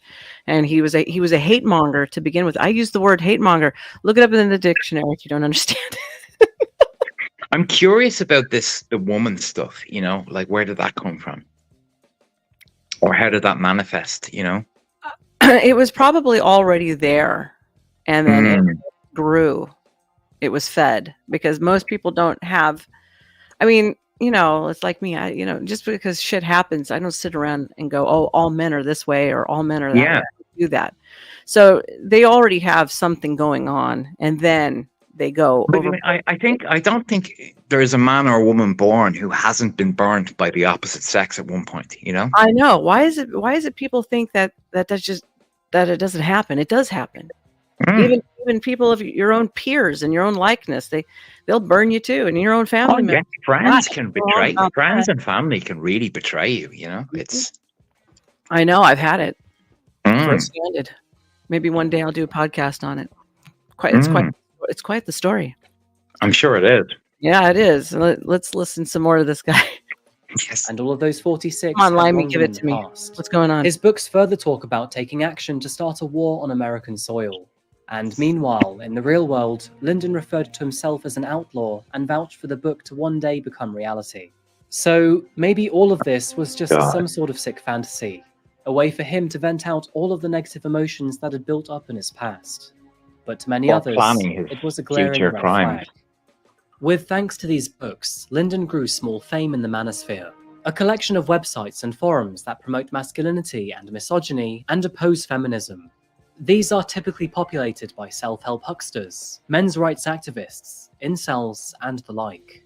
Lyndon would go on to meet many people through this pipeline, where he also expressed his frustrations at those who have, quote, betrayed him in the past.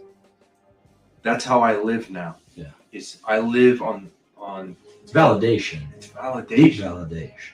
Yes, because I was alone in the wilderness for years, abandoned by my tribe, usurped, betrayed, overthrown, like literally, like no joke, like really fucked over by my tribe.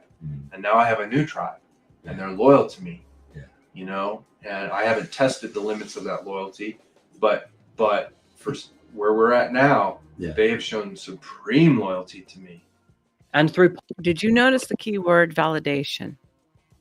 Well, I was noticing he was talking like he's a king. Yes. Like a chief or something, like his tribe and their loyalty to him. Why would they be loyal to him?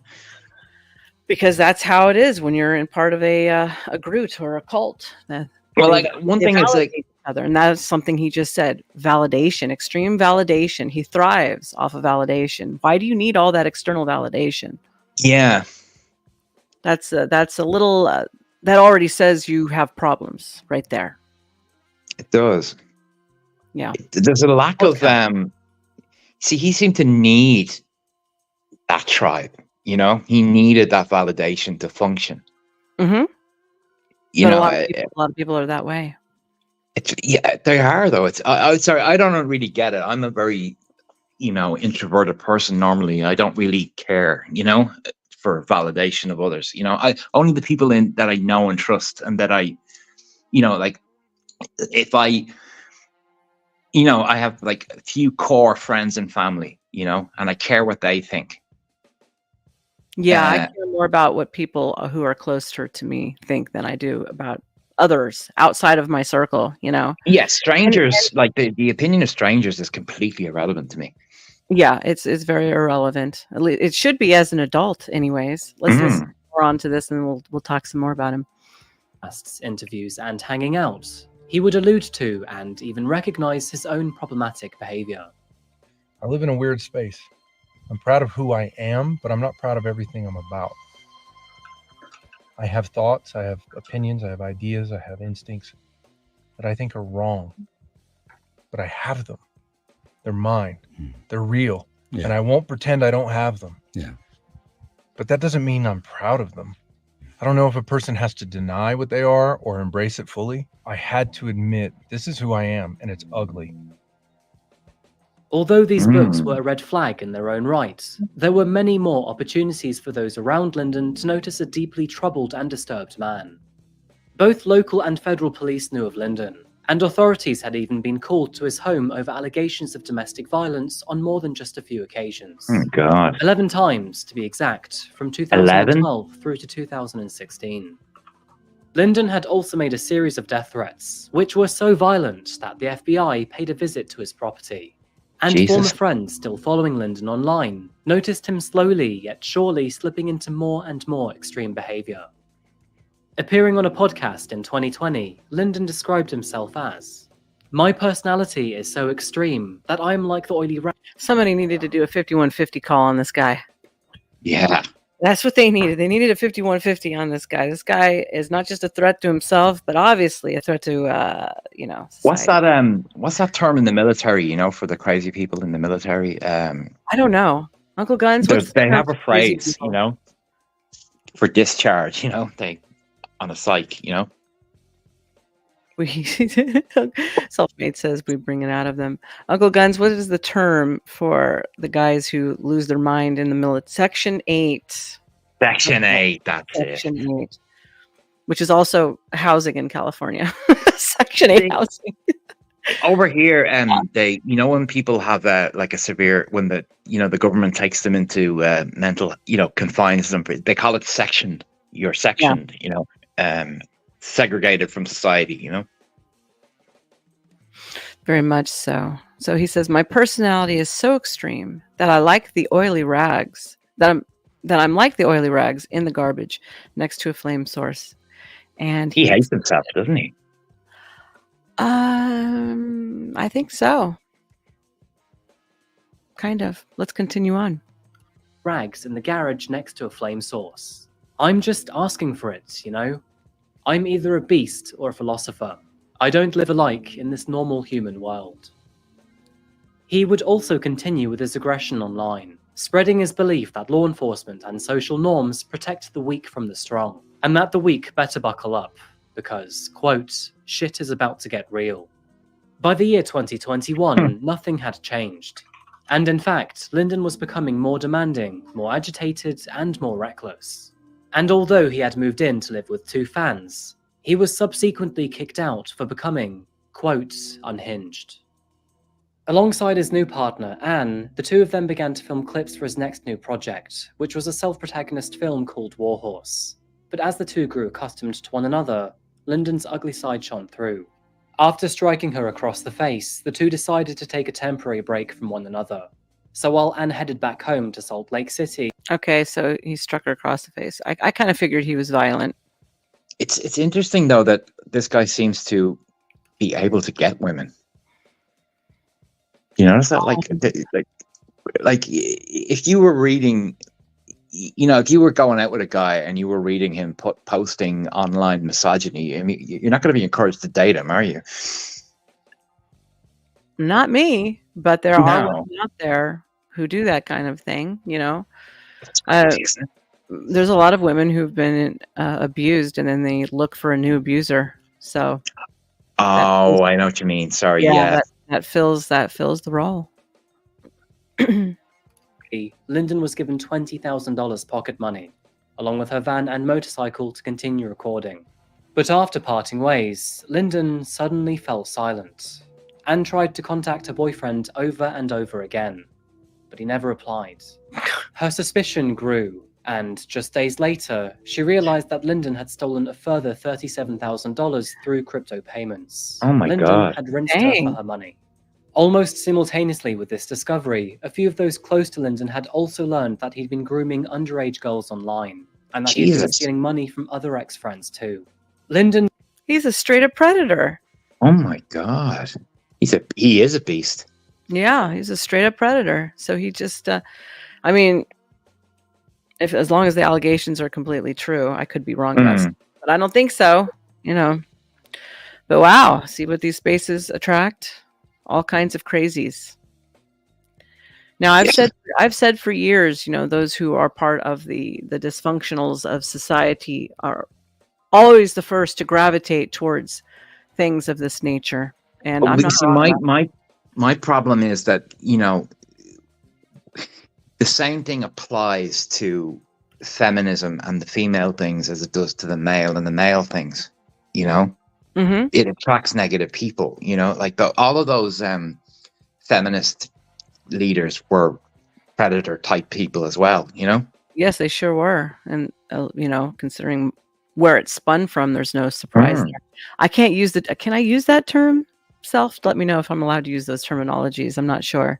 In the meantime, we'll hit play again. Lyndon's addiction to opioids was never fully overcome, but this addiction would peak and trough throughout the years.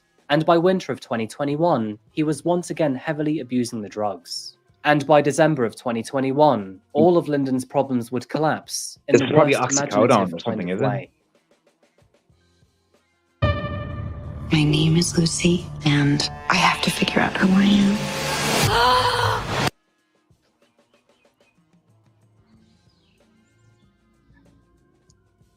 On Monday the 27th of December, only 2 days after Christmas, the peaceful atmosphere found in downtown Denver was met with Lyndon's wrath.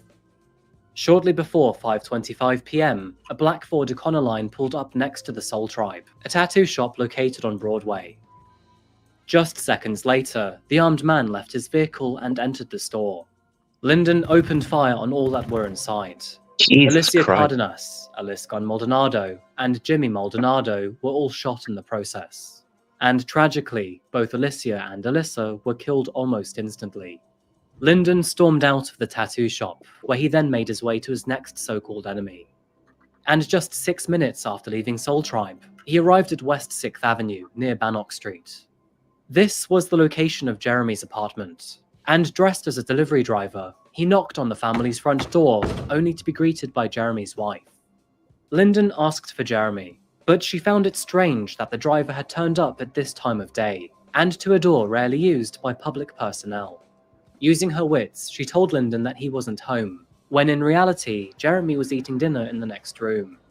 Good for her. Lyndon walked away, but just 10 minutes later, he returned with a sledgehammer. As the Jesus. family fled, Lyndon fired through several doors of the house, several bullets flying past the baby's crib in the process. Jesus. Just moments later, the family's truck was also set ablaze. By 5:45 p.m., Lyndon had arrived at a condo next to Cheeseman Park, near East 12th Avenue. This was the home of Michael Swinyard, another man to die in his books. Lyndon breached Michael's home, and tragically, after finding Michael, he shot him. God. Only 12 minutes later, and at 5:57 p.m., a surveillance camera captured Lyndon pull up outside the Lucky 13 tattoo shop found near West Colfax. Self just brought up a good point. How did he have so much time? I'd kind of like to know the same thing. Yeah, you think the police would, you know, would attract his movements? If the guy's going on a killing spree, you know, he seems to be moving about town very freely. By Stark, he says he has to go and get some equally productive sleep. Well, I And hope sleep you well, enjoyed. Mr. Stark. I hope you enjoyed my echo chamber, sir. Sleep well. Come back. Yeah, I agree with him. He says, "Come on, this is a psyop." Yeah, very much so. Because anybody else, they would have been hot on their ass almost immediately. They would have showed up. It's I mean, not like it's like the FBI are already aware of him from something else. I mean, what's going on here? You know? They took some guy who's on the fringe, you know, and then said, "Go ahead, Go ahead. Yeah. I mean, like if he's a person of interest or he's a suspect and he has weapons, legal weapons, you'd think they would, you know. It sounds like those, those school shooters that are people report them before it happens and nothing happens, you know. Mm-hmm. P. Fletch says, remember, kids, for the majority of spree killers pre-massacre are always well known by the FB something I. Yeah. So that's true. And if that's the case, then I guess who's behind all of these empowered social groups, huh? Sorry, another thing as well, there's those, they're either known by the authorities or they're known by mental health services. Pretty much. With the juveniles, Mm-hmm. Well, let's continue our little video. The footage shows him enter the shop, and not even 10 seconds later, exit. Within that time, he had spent an entire magazine into the Lucky 13, killing Danny Schofield, another person to have supposedly wronged him in the past. Barely reported by the media, next Lyndon walked into Ted's at Belmar, went behind the counter, and poured himself a drink. When confronted, he pulled a gun on the bartender before walking out.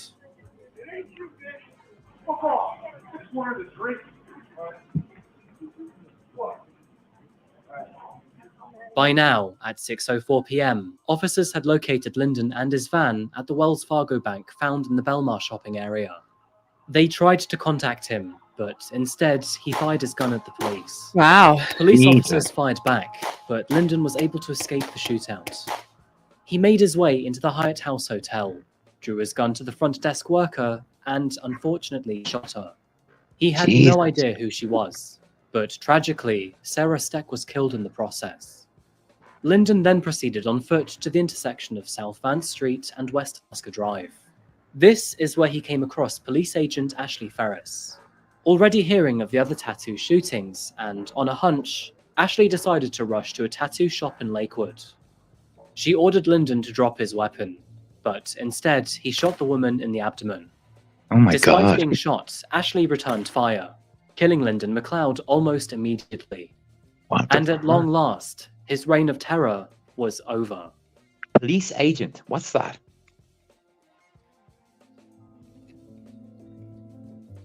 What authorities were faced with next was the path of destruction left behind. With 5 deaths and 2 injuries spread across several harrowing scenes, scores of police tape, and hundreds of officers sprawled across the awful aftermath. Denver and the local communities banded together to show their love and support for the victims. Wow. And with multiple tattoo shops destroyed, the assault seemed to be targeted.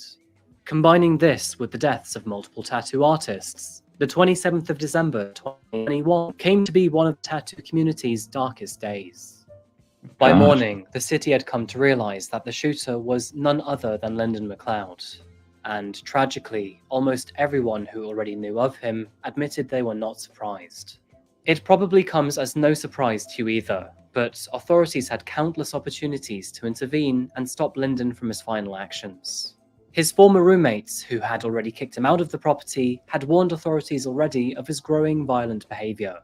He had shared with them that he wanted to attack Denver with a flamethrower and begin a violent revolution.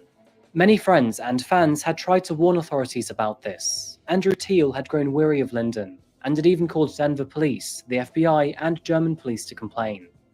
This man did his very best to address the authorities. Andrew literally created a 9-page document addressing all of his threats with sources. And all of this was an entire year before the attack. It's a terrible shame that no one listened to him.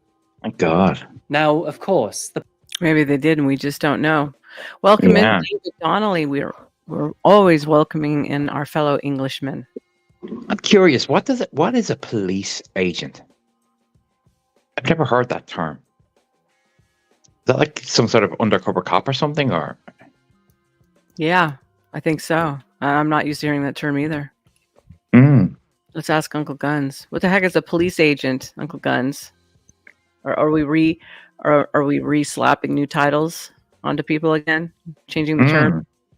Like from stewardess to, Oh, yeah. what do they call air? They used to be called hostess, air hostesses. Remember that? Yeah. And then flight attendants. Yes, now it's flight attendant instead of stewardess and stuff like that. Or secretary and assistant. Yeah, exactly. I don't really know what a police agent is. Maybe it is undercover now. That's a new term. The public would soon learn of his books, and everything seems so obvious in hindsight. But these books would describe the very same actions Lyndon took on his final night. You know, it's strange to think about, but he essentially portrayed his main character as an idealized copy of himself, and then viewed himself as his character. His character followed his history up to the point in time where he had written his books. But then, flipping the scenario, he would then follow his character's actions in the years to come, all the way through to his death. There was one crucial difference between him and his book, however, as he and his misogynistic life were killed by the hands of a female police officer, who, by the way, he had shot first. Although she was temporarily paralyzed in her right leg after the shooting, Ashley Ferris is now able to walk again, and will hopefully go on to make full recovery.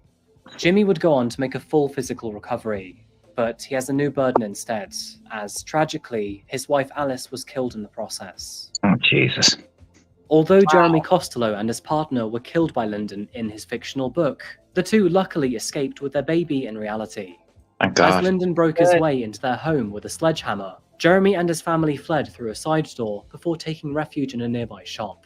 This, of course, left them with a tremendous amount of psychological stress after the incident. But nevertheless, the family are glad and feel so fortunate to make it away with their lives. I looked in the peephole and I saw it was like a delivery or a mail carrier. He said, I have a package for Jeremy Costello. And he kept asking, are you sure? Are you sure? She said, yeah. So we moved into this other room in between the two rooms of my shop, and he fired 6 shots through the door at us. I was pretty much his number one target. I guess he wanted me to read it to see that in the book, a character was that was his own name, Lyndon McLeod, was going to kill me and then behead her. I mean, everybody that was involved in this is Behead. a victim. We survived it. She had and very good instinct, I didn't she? honestly have to thank Yeah, Jeremy she for did. that, and of course, the Lord. Several days after Lyndon's death, his girlfriend Anne received a package from the grave. Inside it were the rights to all 3 of his books, along with a 47-minute movie he had created. Lyndon may have been a terrible tattoo shop manager and author, and he was just as terrible at movie producing too. His film, which is named Warhorse, was just as nauseating to watch. It's a series of overdramatic bad boy clips very loosely stitched together to create a barely discernible story. And of course, the main character is yet again Lyndon McLeod. Very briefly showing you some parts of the trailer, dramatically framed scenes show Lyndon drinking whiskey while sheepishly grinning at lightning. He walks down dimly lit corridors, likely in search of his missing ego, and drives alongside big scary trains on his motorbike. The package received seemed to be sent on December the 27th, 2021, the very same day of the attack. And with his film being completed only days before he went on to kill multiple innocent people, it is all too likely that the film was intended to be used to glorify his actions. Oh, The movie God. was initially available for purchase online, but has since been deleted. Lower quality Thank versions God. remain throughout the internet. Is that why he stole our Honestly, money? It's To best make that? buried. After Lyndon I don't know. We should look into it and see if that's why he did. That would be interesting, wouldn't it?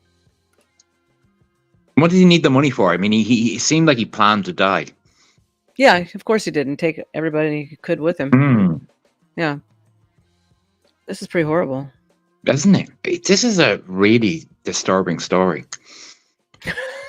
Poor Shane. He's all disturbed over there. I know, but this is. I'm just thinking of the people he killed. You know, I'm just his. You just going about you're eating your dinner and some nut job knocks on your door and tries to kill you and your family. You know, it's ridiculous. You know, it's ridiculous. Mm. Yeah, it's horrible. Terror. And I'm sort of angry at the authorities because this was all foreseeable. I'm sure that there were threats. I'm sure guys like that are they talk a lot usually. And more than likely they reported things and then they just ignored it and or fueled it, you know, depending on how you want to look at it, if you're a conspiracy theorist or not. So I'm going to click play and we'll finish it out and we'll go to the next one. Lyndon's death, officers made their way. He said, yo, his book Was a threat. Yes, his book was see, I didn't know it was in the book, but yes, you're right. The book is the threat. And so that would have been noticeable to the local authorities and or the FBI.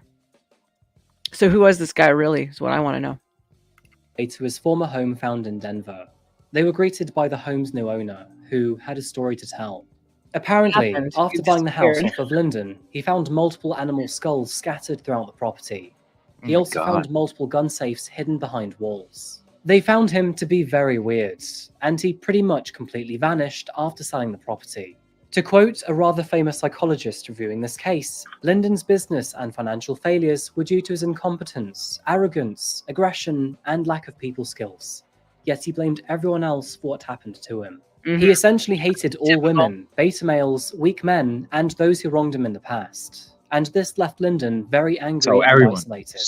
Without the cognitive ability to challenge his own thoughts or opinions, he in turn became a very volatile man, and became more and more dangerous right up to the end.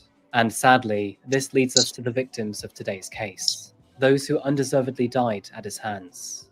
Alyssa, Alicia, Danny, Michael, and Sarah.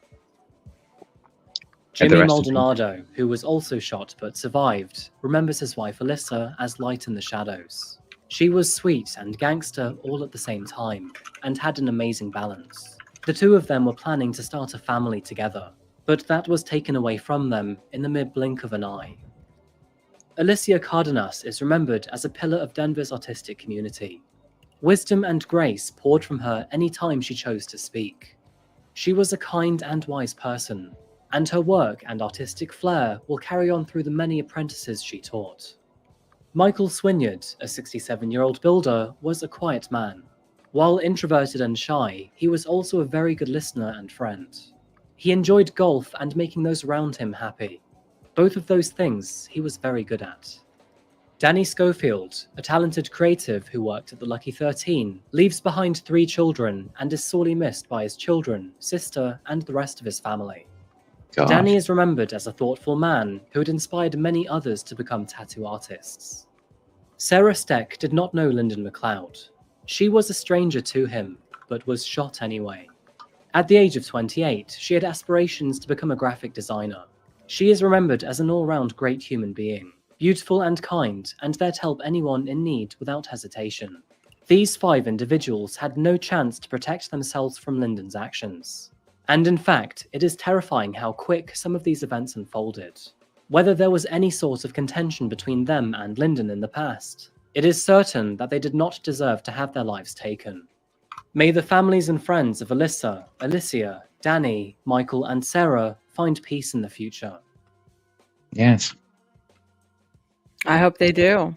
And yeah. so that just about wraps up our case today, folks. Thank you so much for watching another video today by Coffee House Crime. I'm curious with the elderly or the old man. What contact could he have had with Lyndon to make him kill him? You know, it doesn't see the others are in the tattoo community, and he managed a tattoo business. You know, and the other girl was just random chance, but he seemed to target that man for, you know, who seemed like a good man all around. You know, seems like it. Probably just didn't agree with what he was doing. Obviously, he was probably smacking his old lady around. For one, maybe yes. So that started a disagreement. Maybe they were doing a business venture together, or wanted to. So yeah, that's pretty horrible. But see, this is just the type of thing it can do. And then they praise people who are off their rocker, and then when they go off fringe and they do something like this, I wonder what the community was saying after he did it. I mean, I wasn't there. Does anybody, Uncle Guns or Self, do you guys know what happened after he had done all of this? What the space was doing afterwards? Were the men still applauding him? Were they saying anything? I bet they were all hush hush about it. You got to call out things. So you see, it's like with religion. You know, remember with the thing with the church. Remember in the Catholic Church and the priests. You know, there's a temptation to throw the baby out with the bathwater, you know, but every group has these people in them, you know, it seems. there's always like, you'll have police officers, and they'll be corrupt. There'll be corruption seems to be in every walk of life. According to Self, he said that they were shocked and they distanced themselves. But I wonder what conversations ensued, if whether or not what they are touting was creating a problem with those who are challenged with mental illness or other, hate. See, I don't know of this guy, but it sounds like he was very public about his opinion. So I'm wondering why they were shocked. Exactly. I'm not shocked at all. What I'm shocked about is that nobody scooped him up before the shit went down. That's what I want to know. So that to me signals a PSYOP operation. So be careful the spaces you get yourself into. You might be in the middle of a PSYOP and don't even know it. But there seems to be a growing pattern of these PSYOPs, like when there's some sort of public riot or something, Yes, I've noticed that. Yeah, it's happening a lot and more frequently. The summer of love, and all that stuff. Yeah, can't imagine what the agenda is, huh? The instigators, The instigators, the planned instigators, right? So the next one is called the Incel Virgin Who Became a Murderer, the case of Jake Davidson. Oh. Here comes another one. And there will be more to follow, I'm sure, if we don't watch out. I know it's a movie, but I like to think sometimes, I'm a Terminator or something, and despite reaching almost total system failure, he keeps trying to accomplish his mission, When you get beaten down by life. This is the case of Jake Davison. Jake was a hate-filled misogynist and incel who thought he was against the world. All the same, he believed he was entitled to women. With negligence towards his mental health and negligence over the many warning signs this man had presented, Jake's beliefs would lead to one of the worst attacks in England in the recent decade. But how did it come to this? Who was Jake? And what were the missed opportunities? Welcome back to Coffee House Crime. My name is Adrian, and today we're talking about the delusional case of Jake Davison. With negligence towards mental health, social media, and firearms licenses, I feel there are many mistakes we can learn from in today's story. By the way, I post solved, unsolved, and strange cases here on a weekly basis, so if that sounds like your kind of thing, please consider subscribing to Coffee House Crime. So with that said, let's get into it. Pull up a seat, grab a coffee, and sit back. This is the case of Jake Davison.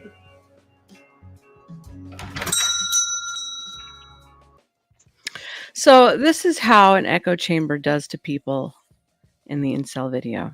So is everybody ready for this? This guy sounds like he's from, the regional accent in England. It's, it's like, you ever see Hot Fuzz, that kind of Dorset, it's the Midlands in England. It's a curious accent. Wait to hear it. All right, well, let's go.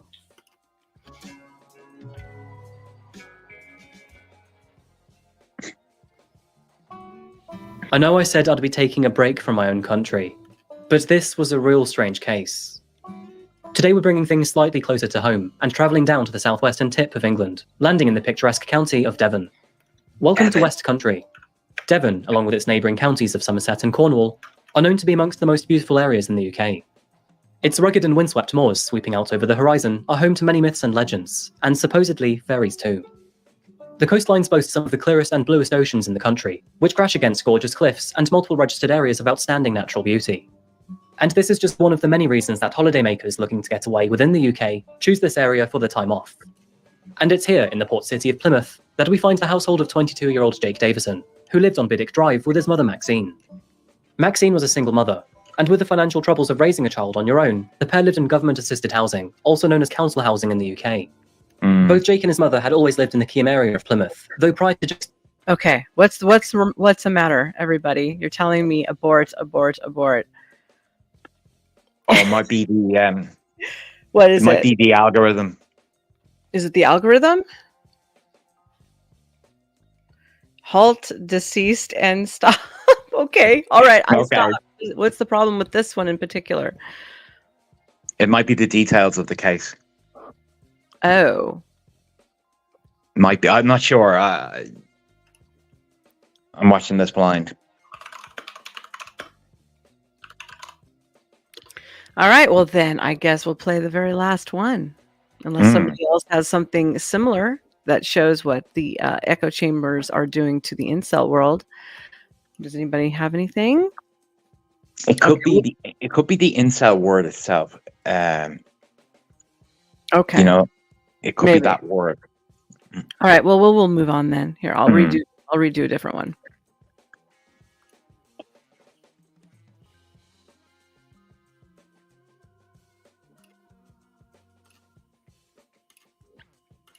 Here we go. We're now going to go to the escaping the red pill trap, the dangers and consequences of leaving the red pill manosphere.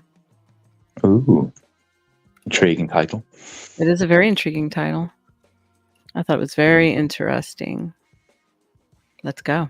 Ruining your own dating chances, and you don't realize it. What if you think you're safe, but you're actually walking into a nightmare divorce trap? By the end of this video, you're going to understand one of the deadliest dating traps catching men and how it's ruining lives, even as it seems to save them. You'll also know how to avoid this trap and help others who get sucked in. The topic today is the red pill and how it's hurting men, even as it claims to save them. This insidious ideology is based on flawed assumptions that ruin your chances at happiness. But the people who support it will tell you it's your only hope and that you must follow it. Hey, Woody. Woody for president. Me for vice president. No, just kidding. Face ultimate ruin. I'm here to tell you that's complete bull, and I'll show you the right way, the one that they fear. So buckle up and let's debunk the red pill once and for all. Welcome back to my channel, where I show you how to make love happen on your terms. I'm Adam Lane Smith, the attachment specialist, and I make relationships better. Most guys today are terrified of becoming another divorce statistic and losing all their hard-earned money, and I totally get that. Other guys can't get a date at all, and they turn to online dating gurus to help them figure out how to find love. I've helped thousands of these men achieve real results, but for every guy who learns the truth, 10 more get taken by charlatans. I want to make sure that does not happen to you. So let's dive in right now and show you how to avoid this cult that wants to keep you trapped. I have heard of this guy. He is a psychologist. You need.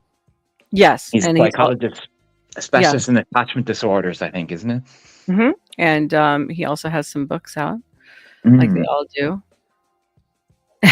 Uncle Gunn says, Adam Lane Smith is a grifter, but this is a decent video. Okay. Here we go. Need to know the facts. What is the red pill and why is it so attractive? The red pill has been around for a long time, at least by internet standards. Some people place the official year of its start in 2012 when the subreddit was formed, but the idea has been around a lot longer than that. The name is drawn from the Matrix film, when Morpheus offers Neo the blue pill to go back in the Matrix and hide from the truth, or the red pill to learn the truth. Initial leaders in the red pill movement were angry at the growing. When I first entered the space, that's what I thought it meant. That it was about the truth. So did I. But, boy, was I wrong. One thing I think. Fairness of modern. Yes. I'm not sure it's an ideology. No, they call it a praxeology. Yeah. Mm-hmm. But now it's a cult. Well, I sort of use it as a lens to see the truth. I mean, there are lies. I mean, we all like the Disney fairy tale lie. The prince on the white horse is going to come and that's bullshit. I grew up with all those cartoons. I never once thought there was going to be Prince showing up on a white horse for me. Sorry. Yeah, but you're a sensible woman, Star. That's a problem. Are you saying that's not normal, sir? Being sensible? I am, yeah. Women, I guess. I don't know. Well, no, but but it's like this manifest thing. It's like people and men too.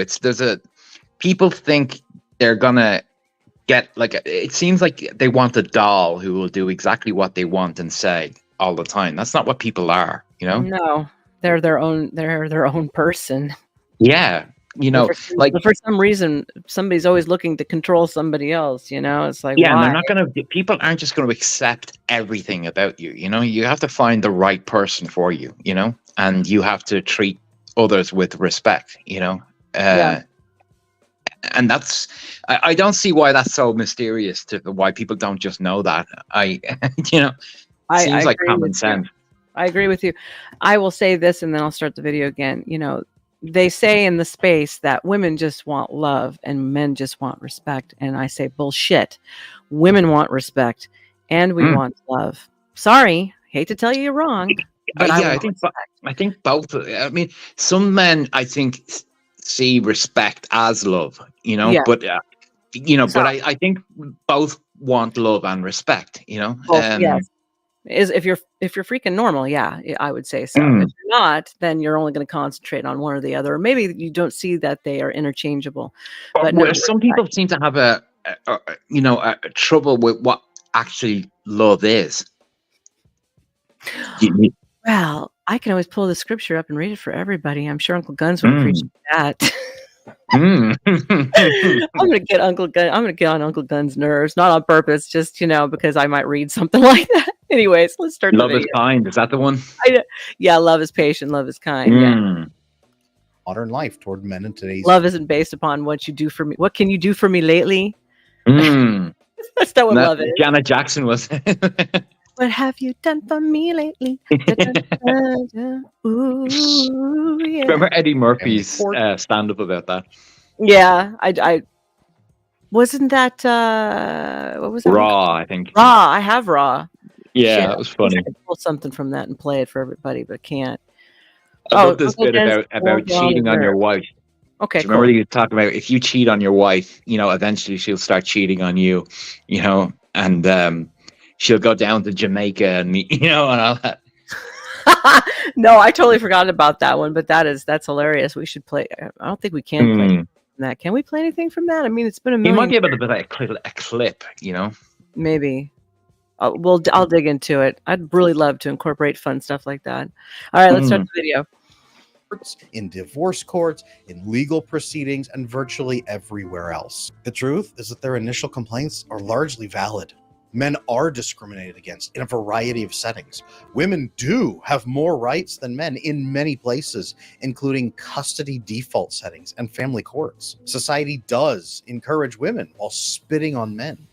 I experienced a ton of these issues myself growing up in California, which, by the way, got the modern crazy decades before the rest of you were facing it. I've been there, I grew up in it, and I experienced many of the issues that the initial Red Pill founders were concerned about it. So I totally get it. I absolutely do. I've lived it. This is not a video to tell you that men have it easy and everything is great. The threats are problems, and they are real. That's what makes Red Pill ideology specifically so insidious. It takes a real problem and then turns those sufferers into perpetual victims who need the ideology to feel safe. Only this cult can protect you. Does that sound like anything else out in the world? Anything you might be scared of? Who is the enemy in this case? Well, everybody. Primarily every woman who has ever lived or will ever live. And then any men who support women or who encourage women or who even love a woman. Even loving your own daughter places you in total danger and makes you a simp or a blue pillar. Now, why are women a threat under the Red Pill? Or a cuck, right? That's the other term. Yeah, that's the other shaming term that they like to use, which I think is completely unfair. I mean, I'm not familiar with the daughter men thing. and women don't have it easy. I don't have it easy. I've never had it easy. I've never had a free fucking ride. I don't know where these free rides are coming from that all these men are talking about. I've never encountered the daughter problem. I've seen a lot of men in these spaces. They all seem to adore their daughters. I don't understand it. Really? Well, can you think of someone who hates? I can't think of anyone who has complained about their daughter. I guess it's because it's the ideal relationship with the female where you can tell her what to do and she has to do it most of the time. I don't know. Yeah, but you also see a lot of women, a lot of women love their dads, Free mustache, right? Selfed. Calm yourself, sir. Calm. We'll continue. Ideology. Most often it's because the founders of the ideology target extreme examples, like women with the Andrew Tate is not a red pill or founder. Others and exploit. No, but they've associated him too. So exploit their own loved ones for personal benefit. These awful women form their image of all women, So the founders claim every single woman on Earth has a severe personality disorder and sociopathic tendencies lurking just beneath the surface. Many of them argue that women are fundamentally incapable of love and that they are more or less sexual livestock who need to be managed and kept. All of this fear springs from what the red pill community doesn't understand: attachment theory. Okay, so that was deflecting to me, Yeah, I don't. That's the pot calling the kettle black. If you're looking Yeah. at all women and saying they've got all these tendencies and blah blah blah blah blah, then you're the lurking sociopath because you're looking to control somebody. Or Sorry. the common denominator if you're having this problem repeatedly. Yeah, or you're into some weird kink, some BDSM or some crap. Although I think that BDSM is its own weird thing. It is its own weird thing, but it can exchange in hand to hand. If this woman doesn't do this entire list that I want her to do, then she's no woman for me. I could make a list for a bunch of guys too. Let's make it fair across the board. In the BDSM thing, it's funny. The submissive is actually the powerful one. I've never thought about it. I don't think about it too often, but I could see where that comes from. I was reading something about lesbians into BDSM, so it wasn't like a male-female thing. It was two women, Yes. And the woman who was the dominant, she needed this more than the submissive. And the submissive drove the fantasy, That's true. That's true. And that gave her a power over the dominant. It's a weird psychology, but it's fascinating. You know what? Maybe we should talk about that sometime. Some of the weird psychology that goes behind some of that stuff. That'd be kind of an interesting topic. And Well, for if you everybody listen out to those there, guys, they hold on. all agree that there's a there's a strange, bizarre attraction to like the 50 Shades of Grey. Why is that? Why was that so popular? I don't know, but Daniel says, "Get out your whip." It's right here. Sounds familiar because I teach it. And Roomski says, "My swing fell out of the ceiling." You gotta look for a beam, sister. Look for the beam. That's funny as hell. I hope you didn't hit the floor hard or anything. Though that would be a tragedy. Men with nice guy tendencies, what we call anxious attachment style, find women with severe problems to serve them and hopefully get their needs met. But these women are fundamentally broken.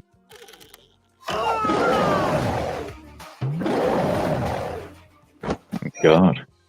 And they will not treat them fairly or faithfully.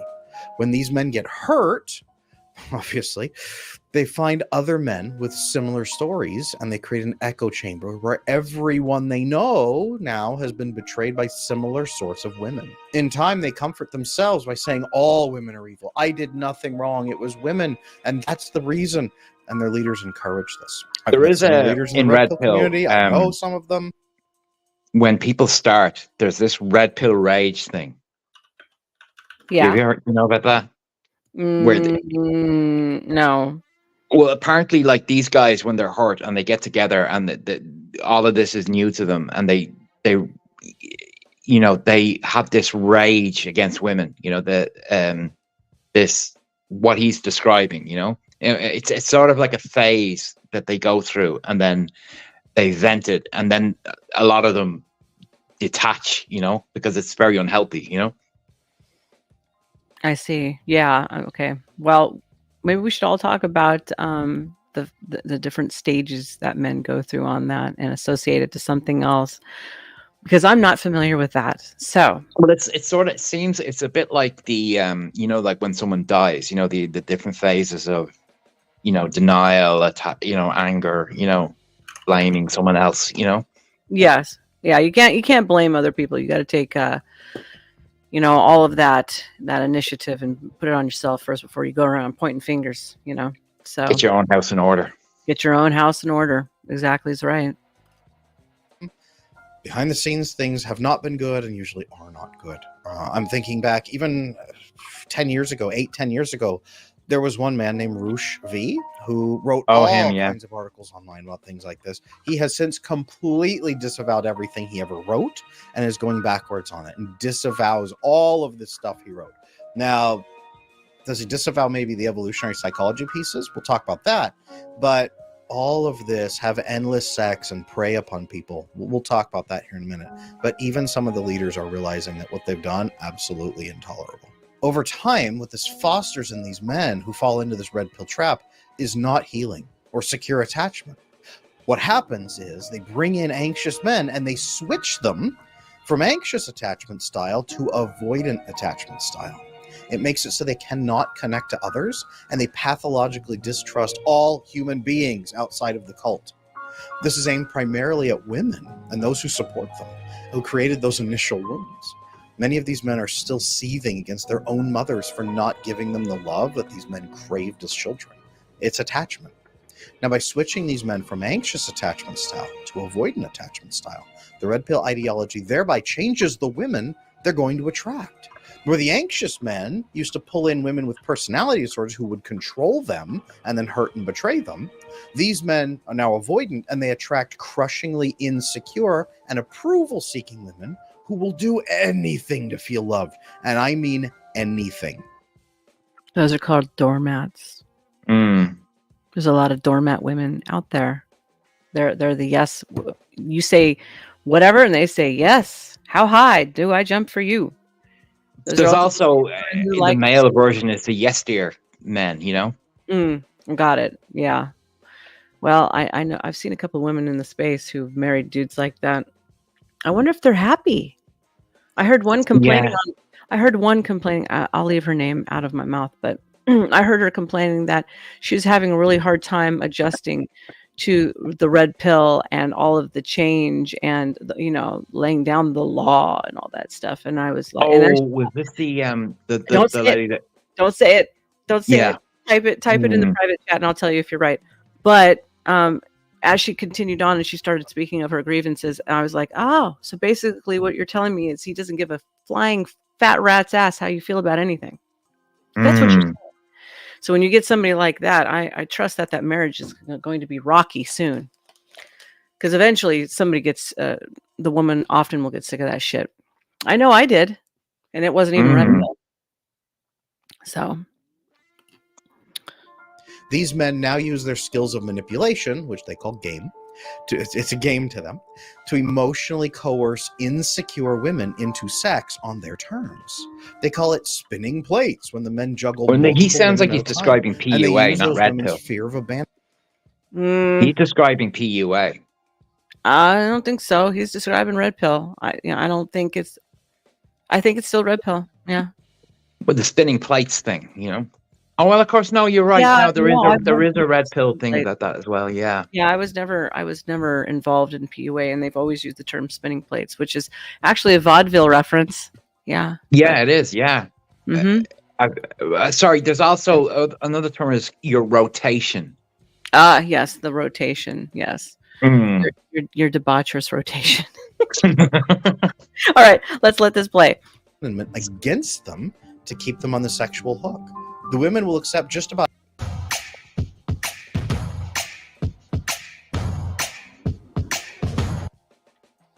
any poor sexual treatment or shameful sexual encounters just to prevent their worst fears from happening.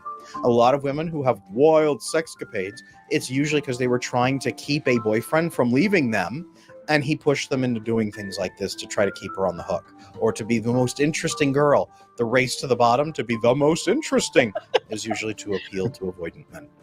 And these men use tactics like love bombing to instill chemical hormonal addictions in the women with that oxytocin bonding that preys upon their greatest needs from childhood.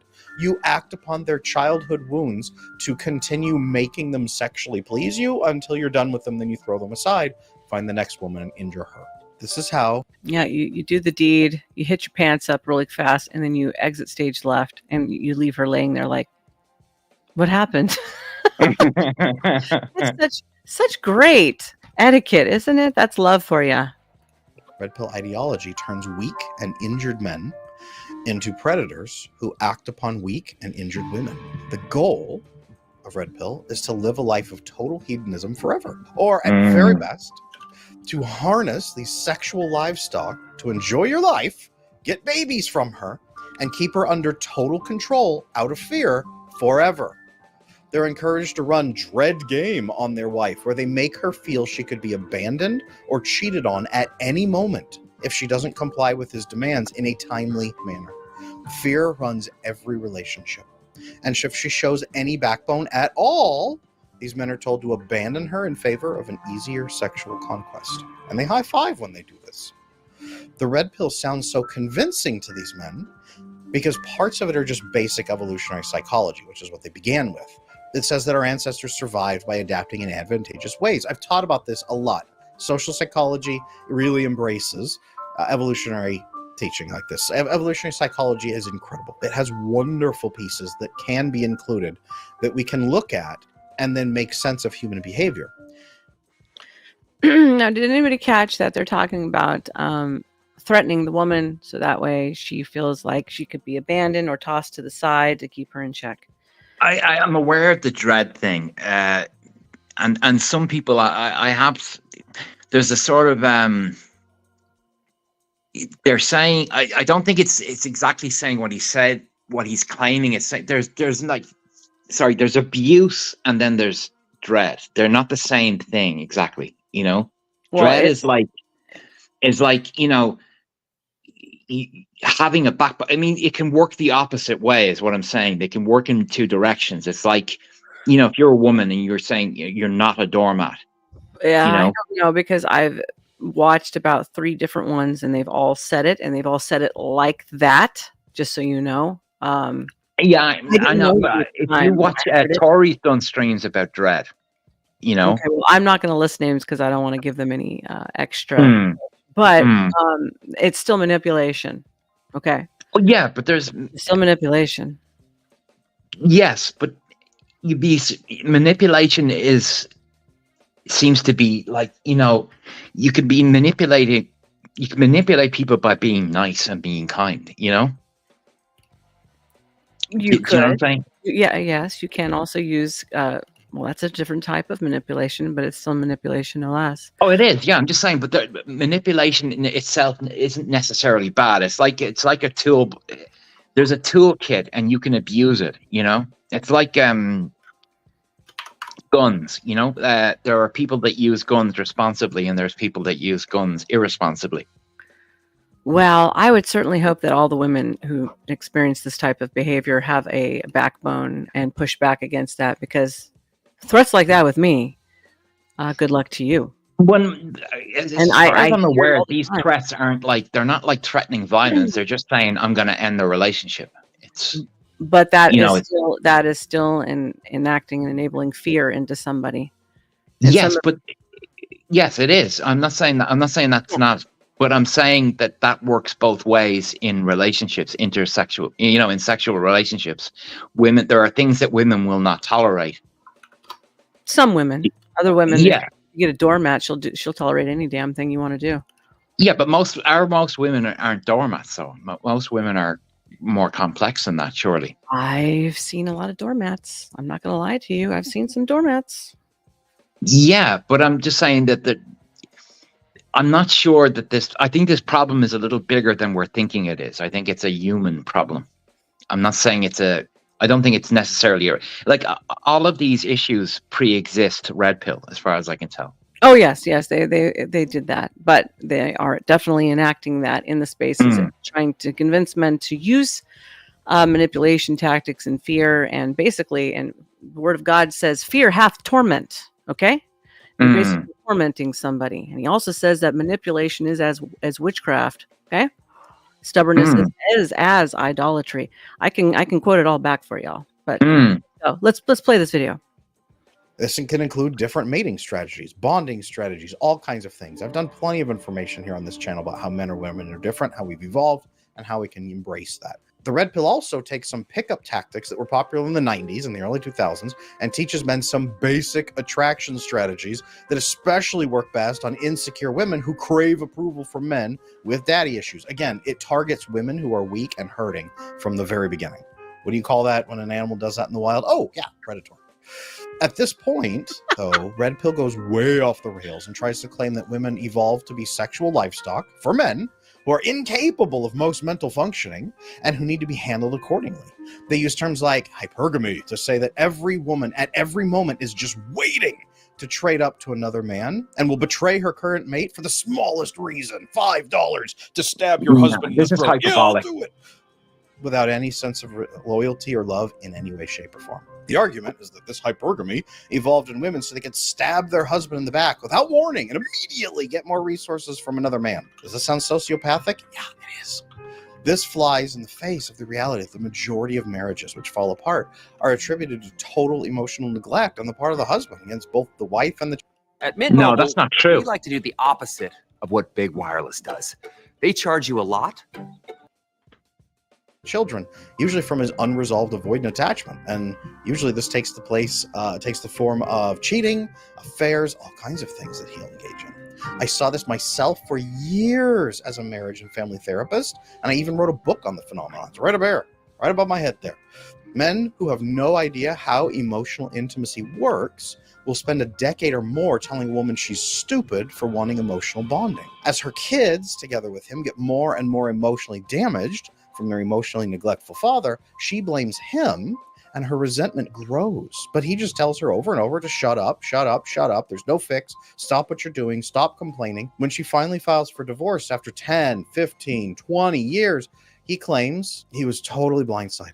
And he takes to the internet to claim he's the only real victim here and that she was totally unreasonable. She never even warned me. I told her I was willing to try after 20 years, and she said no. Like I've said, I've written a whole book on this phenomenon. You can find it on Amazon. It's called Exhausted Wives, Bewildered Husbands. It's one of the biggest reasons for divorce here in America. Red Pill takes parts of the truth and assembles it with insecure attachment problems to create an ideology that encourages sexual slavery and constant fear.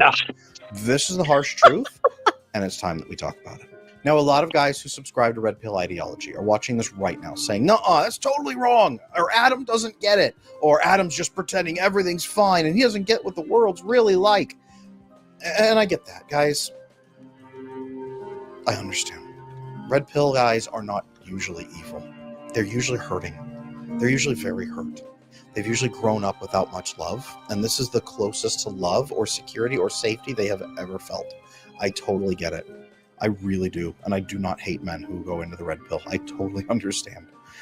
That said, the guys who are so into it that they will do anything and hurt anybody and make fun of people and destroy lives of people who don't like it. I've had my channels taken down. I've had all kinds of live streams taken down. All kinds of stuff happen from guys who want to collect women sexually like livestock and protect their cult.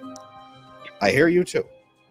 Kid, sit down and learn. You grew up with problems, and it's okay to feel hurt, but you cannot live in perpetual fear forever that drives you to hurt other people. You cannot use that fear to seize control of others through their wounds. Not on my watch. Now, here's what the Red Pill misses, and here's how the rest of you can avoid this trap. It's going to the extreme end a bit. Yeah, and he's very hyperbolic in his language. Yeah, you know, I'm not saying he's wrong. I'm just saying that the way he's saying it. And sorry, they're not on my. I mean, who is he? You know. Do you know what I mean? I'm just this guy. You know, this sounds very white knighty. Yeah, it is. But it's a sales pitch. Come on. Oh, and his book on Amazon. Don't forget his book on Amazon. But he's not completely wrong, but he's definitely using a more extreme approach to it. It's the sexual livestock thing that bothers me, you know. The whole slave thing, you know. Yeah, he's definitely using some very. I'm not saying I'm certain there are guys that do that. I'm not saying that he's wrong. It's just his way of It's his way of addressing it. It's very hyperbolic. I'm gonna push back on you just a little bit, just for entertainment's sake, though. Hey, what about all these guys who are actually doing this crap? Like, if we look at the guys who are pushing the Red Pill in the space, they basically want to turn women into sexual slaves, and all we do is pop out babies, and we have no say. We can't vote, we can't work, we can't do shit. Now what? Now, well, it's okay. Here's the thing, right? Why do they say this repeal the 19th thing, right? this vote thing, because women's, not all women, of course, but women make very bad decisions. Well, here's Politically. a real stat in America, and this gives pushback. Women are the predominating registered voters. There's not Yes. a whole lot of male turnout and participation. So if you want to see things changed, and the men also, the males for Uncle Guns, because we want to distinct males from men, get your ass out there and register your butt and go vote. But here's the thing: if that happened, women wouldn't like the result. And there's a reason women are more registered. Well, one, women outnumber men numerically by about 4%. So there's always going to be women deciding the elections. You know. Well, we don't really decide anything. We're the popular vote. It's the electoral vote that matters. So that. Oh, of course, yes. I'm sorry, in strategic states, but yeah. But women are. A lot of people politically, political parties will go after young women and get them to go out and register the vote, especially women under 25 who are, unmarried. Yes. Mm-hmm. The high risk category. Yeah. Why are you crying?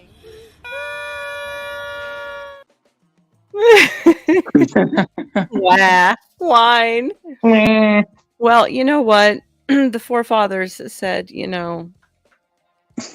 it's God who declares the worth of a man. It's not your creed, your race, or any of that stuff. So No. I'm going to upset everybody. So if the black man can be freed, so can the women. And so here we are, whether anybody likes it or not. It's king. I know, but free from what? Free from the burden of not achieving your full potential. You're supposed to be alpha.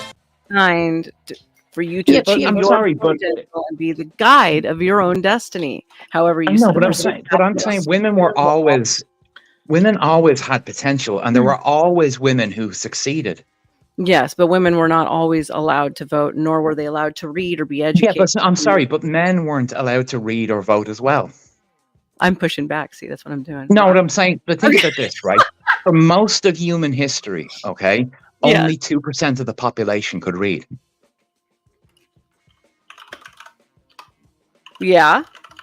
Do you know what I'm saying? Most people never went, the education system is only a couple of 100 years old. That is true. It is mostly the wealthy class that could be educated. And they were privately educated. And they were privately educated. However, it was a no-no for any women to be educated, because if we no, that's not true. Actually, historically speaking, when the education system started, I'm all winking at the camera. I'm winking at the camera. What? Hey, women were. I'm talking about America. I'm not talking about the whole flipping world. Well, yeah, but if you look at the American education system when it started, girls always did better than boys. That's true, but statistically, math, we are. Oh yeah, sorry. No, in the STEM, reading, we excel, and the boys, and in writing, and there's other skills that women excel in. I'm just saying that men are drawn to more thing-orientated subjects. Yes, I know. Women are go towards humanistic. Yes, human and social things. And I'm just saying that I think they're of equal value. I'm just saying they are of equal value. Yeah, I'm saying that in my lane. Yeah, but I'm just saying that growing up, going to school, getting married, and having a baby is not a bad thing. Is what I'm getting at. No, it's a good thing. I think I like the old days when being the mother was a glorified occupation. Is what I'm saying. I'm trying to think in America. When that stopped happening, that was obviously around like the late 60s and 70s. 70s, yeah, the 70s predominantly. But by then they had already changed. Don't work harder, work smarter, and then they took all the trades out of the schools and everything else. Yeah, that was a disaster. It's still a fat disaster, because all the guys are retiring who are qualified to keep civilization civil. Yes, there's going to be a massive skill shortage very soon. Yeah, that's true. I think it's already happening. It is already happening. Let's watch some more of the video, and then I will. Yes, sorry. I'll push back with some feminist propaganda bullshit. You do that And then. you fall for the red pill. They don't start with secure attachment style. Most of them are from families where they never learned how to give or receive love in safety. Maybe they had a single mom who didn't meet their needs, or a weak father who let an overbearing mother drive everyone into the ground. A lot of them were abused by mom as a kid, and now they try to get control over women just to feel safe. Mm. Thank you so much to the Farm Stock for sponsoring today's video. As you saw, our food is delivered straight to our doorstep. Others are just terrified of women and they don't want to be alone, but they can't get a date to save their lives because women smell their fear and avoid them. And frankly, they're in the wrong dating pool because they're dating broken women who want people who will control and hurt them. It's an ugly system. The dating pool, at least the broken one, is really ugly right now. Women are confused, men are confused, and there's an estimated 2/3 of people who have attachment issues now, according to the updated research. The answer is not to embrace attachment problems and become the aggressor. It's to solve your attachment problems and shift from that broken dating pool into the healthy one, where more loving women are looking for a husband to commit to and build a life with. The truth is that most women, even the insecure ones, are looking for love. Most of them cling to the first man they meet and they try to make it work at any cost. We know this through the sheer number of women who stay with domestic abusers or who hold on to dying marriages well past the point of hope. Women are the most likely to purchase relationship improvement courses or to seek out help to fix their relationships. They're the most likely to suggest couples therapy or to do their own therapy to be a better partner. My emails and my DMs are flooded with women begging for help to make a relationship work with men who clearly don't love them in the least, but these women are determined to keep him. And it's not because these guys are the cream of the crop. They're not billionaires with 12-pack abs. Most of them are barely functioning losers who offer a middling lifestyle at best, and these women are utterly devoted to them. The truth is that women aren't really the faithless monsters that red pill ideology simplifies all of them down to. Not any more than all men are saints, like the red pill seems to claim. The red pill is really a black pill, a fear pill, an obsession with control so that the adherents never have to do the hard work of healing their childhood pain and learning to selectively trust the right people. Now, instead of giving into this fear, fix your attachment. Get secure. Learn the trust levels, the 4 levels of trust, and how to select the right people to open up with. Connect with the healthier dating pool of women who will love you unreservedly and work with you to build a life together. When you do this, you can build a life with a woman you trust and who trusts you. She will be faithful, loyal, and loving. You can be fully yourself, and you can chase your mission with a companion who acts as the wind at your back. I've experienced this sort of... We're supposed Your man pees in front of you, but does he let you hold it? Does he let you aim it? Does he even allow you to take control of the situation? Because if not, then I don't even know if you have like an actual relationship, to be honest. Oh my God. We're supposed to have your back, gentlemen. While you're myopic, we are not. And we're supposed to point out when there's danger ahead also. I'm very One good. thing, sorry, this thing that I agree with most of with his advice here, you know, I do agree with that, but I don't agree with what he's saying about the problem. Like, firstly, most divorces are not caused by this problem. It's financial. If you look at the reasons for divorce, women report is financial troubles. My very first show, I covered this, and actually, it's what's going on inside of the home, then financial, and then sex. Actually, yeah. But if you look at what's going on inside the homes, you will find that women are more abusive than men. You look at the domestic violence stats, right? Women are not going around hurting men in the same capacity that the men are hurting women. And yes, what they are saying, actually. what's going They inside? are. Oh God! What I'm saying they inside are. of the home, I'm saying inside of the home. I'm not talking about that. I'm talking about if women are working, then they come home and then they spend all their time with the kids and then doing the house all by themselves.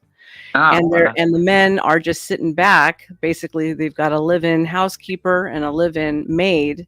And they don't give a flying, they don't care. And so it's causing a rift going on because there's so much work and it's not equally being distributed in responsibilities. That's the number one consensus that's going on today. And then comes all the other stuff. So Yeah, but hang on. What jobs are they doing? Why are they? What has changed in society that is making them have this extra load, right?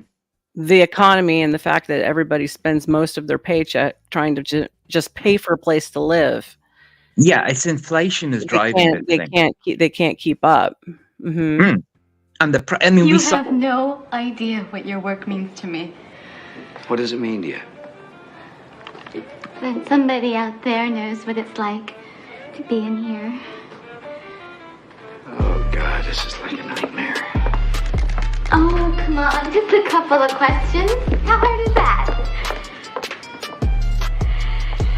How do you write women so well? I think of a man, and I take away reason and accountability. It's as good as it gets. I love that movie also, by the way. Pretty funny.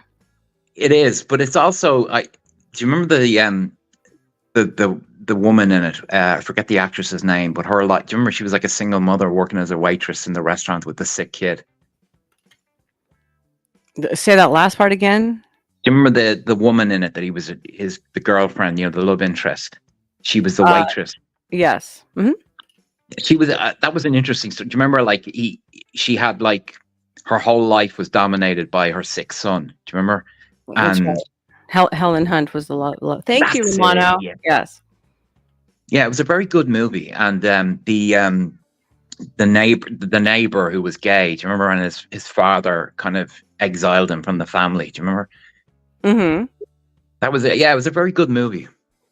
Yeah, it was an excellent movie. So, is there any other clips for me? Considering we had to exit out of the one, do you have any others? Let me know. Backstage. If not, then I'm going to read and then start going towards the outro. You have a good 3 hours in. I think that's. Oh my God! Yes, good. I think we've hit the mark. Okay, so I'm not seeing any other ones. So I'm going to read this, and then we'll finish our final thoughts and get boogieing out of here.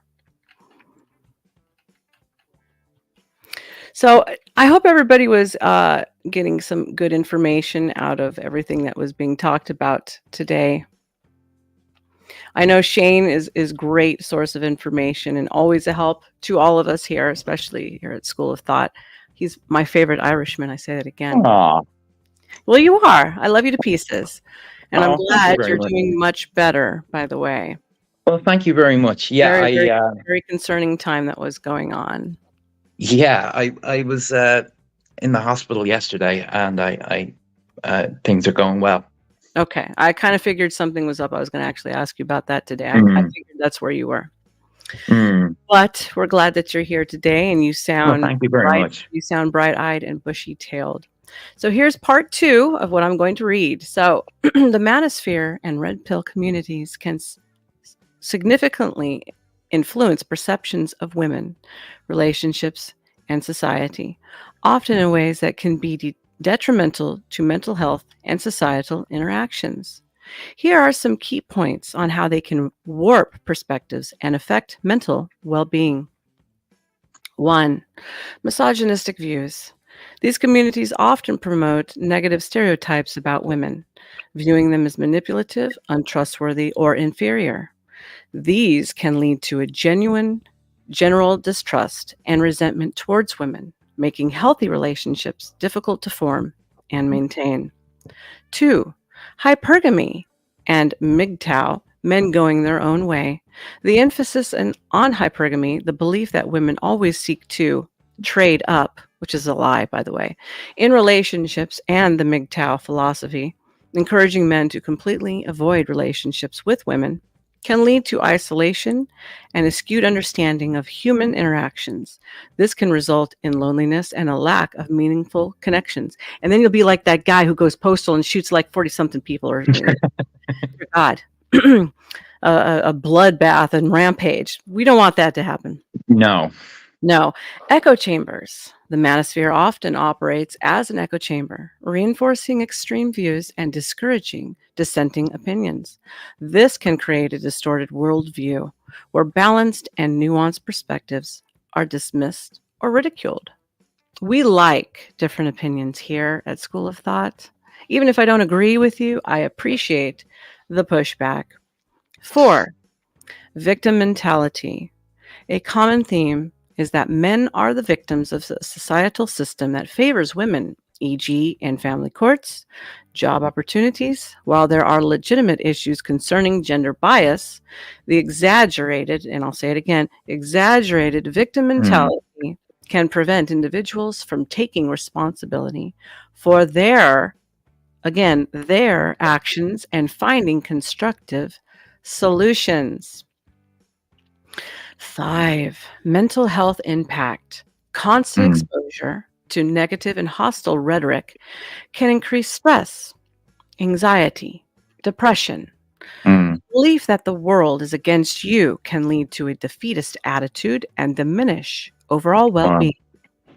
Yes, it really can. Agreed. Yes. Your perception is your reality, or in the Word of God, it is, as a man thinks, so is he. That's where we got that from. 6, misguided masculinity. Let's see what this one says. The manosphere often promotes a version of masculinity that discourages emotional expression, vulnerability, and empathy.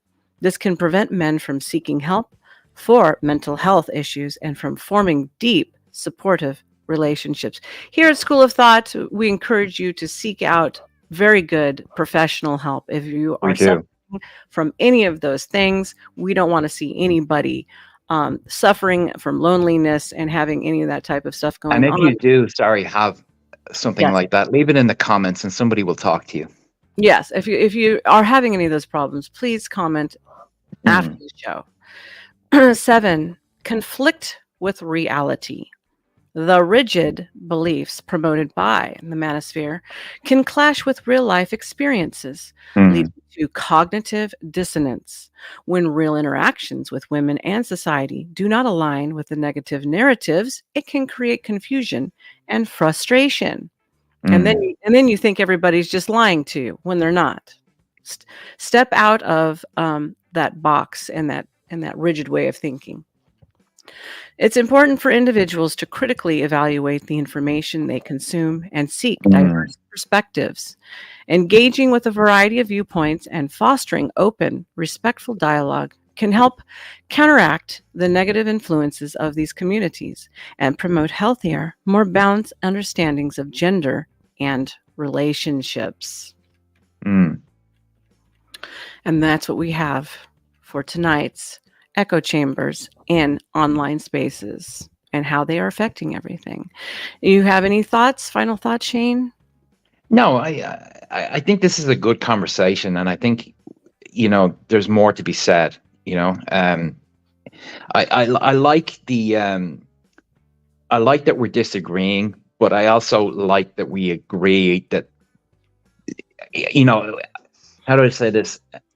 Like that last video, I agree with his solution. I just don't necessarily agree with how he arrived at it, Oh, you mean by being very hyperbolic and using polarization in it?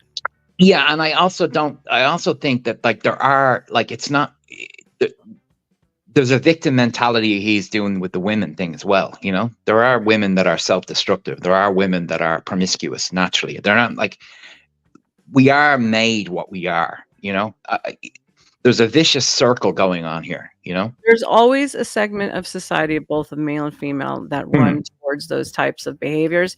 But for women, I wouldn't say that is prevailing.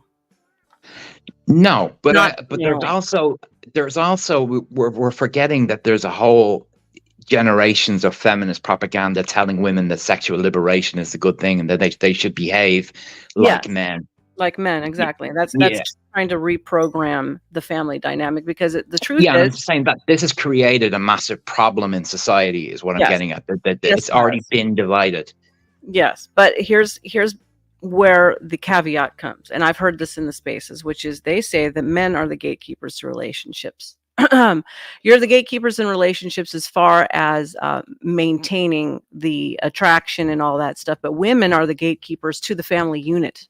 Period. Well, yeah, well, I think the relationship gatekeeper thing is that you have to ask a woman to marry you. That's the start. Yeah, that's the Yeah, I courting, mean, no. But see, what everyone seems to forget is getting married is just the first step, really, or the second step. You know, that is the second step. You know, but then you have to work on maintaining that marriage for the rest of your goddamn life. Yeah, and the relationship and the intimacy and everything that and the emotional thing. See, I don't. You know, I understand a lot of men are very emotionally bottlenecked. You know, like I don't get. I'm not like that. I don't have that problem. You know, like. You know, when you come home from work, playing with the kids or dealing with the kids seems like the most natural thing to do, you know? Yes, but let me finish my thought. What I mean by women are the gatekeepers to the family unit. We're also the gatekeepers to a lot of morality. The reason why is women surrender their natural position in the home and the moral gate, which is AKA, no, I'm not going to sleep around with you. No, we are going to be married in order to procreate and create children. Then the whole family unit will go sideways, which is why society is being attacked. Sorry, if that's not done, you mean? If they can make the women behave like men, then yes, sorry, that's yes. Then there will be nobody to guard the family unit, and women guard the family unit. We are the women. Sorry, I believe that historically speaking, women were the sort of moral authority. You know, they were apolitical, but they also they were the guardians of family values. Yes, that's what I'm saying. And that's a good thing. I'm agreeing with you that that's a good thing, and that's a necessary thing. And I also agree that, you know, promiscuity is a bad thing for everyone. Too much promiscuity is a bad thing for everyone, whether anybody wants to agree with it or not. No, it is. It's just self-destructive. And children need parents. They need, you know, children that have two parents, two loving parents who are good, you know, who are invested in that child's future. You know, that's the best thing for everyone. It's the best thing for everyone as long as there's not too much shenanigans going into inside. I'm just saying bad behavior. Yeah, I'm saying bad behavior is bad. I'm just saying, you know what I mean? But what I'm saying is that we need to promote healthy behavior. Yeah, we need to help. We also need to promote healthy relationships. But that's a whole different. That would be a whole different. A whole different topic. I don't want to get into that because. But one thing I will say about echo chambers, though, is that they are to be avoided, and they are everywhere in life. They are everywhere in life. Yes, they are. Online, in your own family home dynamic, inside your work. There's work cultures, in school cultures, school, politics, media. Yes. I mean, it's constant vigilance, and I will say, critical thinking, self-reflection, honesty is what's needed. You know. Yes, and a good, healthy challenge on where it is you think you are in life. There's nothing wrong with being challenged. No, and there's nothing wrong with asking for help either. No, there's nothing wrong for asking for help. And with that, let's wind it down. Yes, please.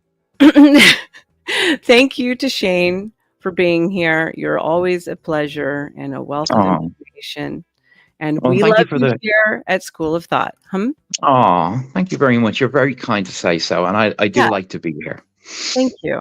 And to everybody out there, all of you degenerates and all of you in detention, don't make me get my whip out, children. I will put you in the corner. Okay. Tonight, wrap it up with saying that echo chambers are not a good thing. If you're in one, look for help. If you're depressed and confused or having any type of mental health issues, please reach out and get help. And with that, I want to tell everybody, thank you for being with me tonight. And everybody in chat, Plumpy, Romano, P. Fletch, Hurricane Paro, Roomski, we always love the ladies around here. Please come back. Uncle Guns, Nightbot, and Cass, and everybody self-made. And Daniel. All of you, thank you, and have a wonderful night. Mwah. I'll see you tomorrow. Thank you. Good night. Night.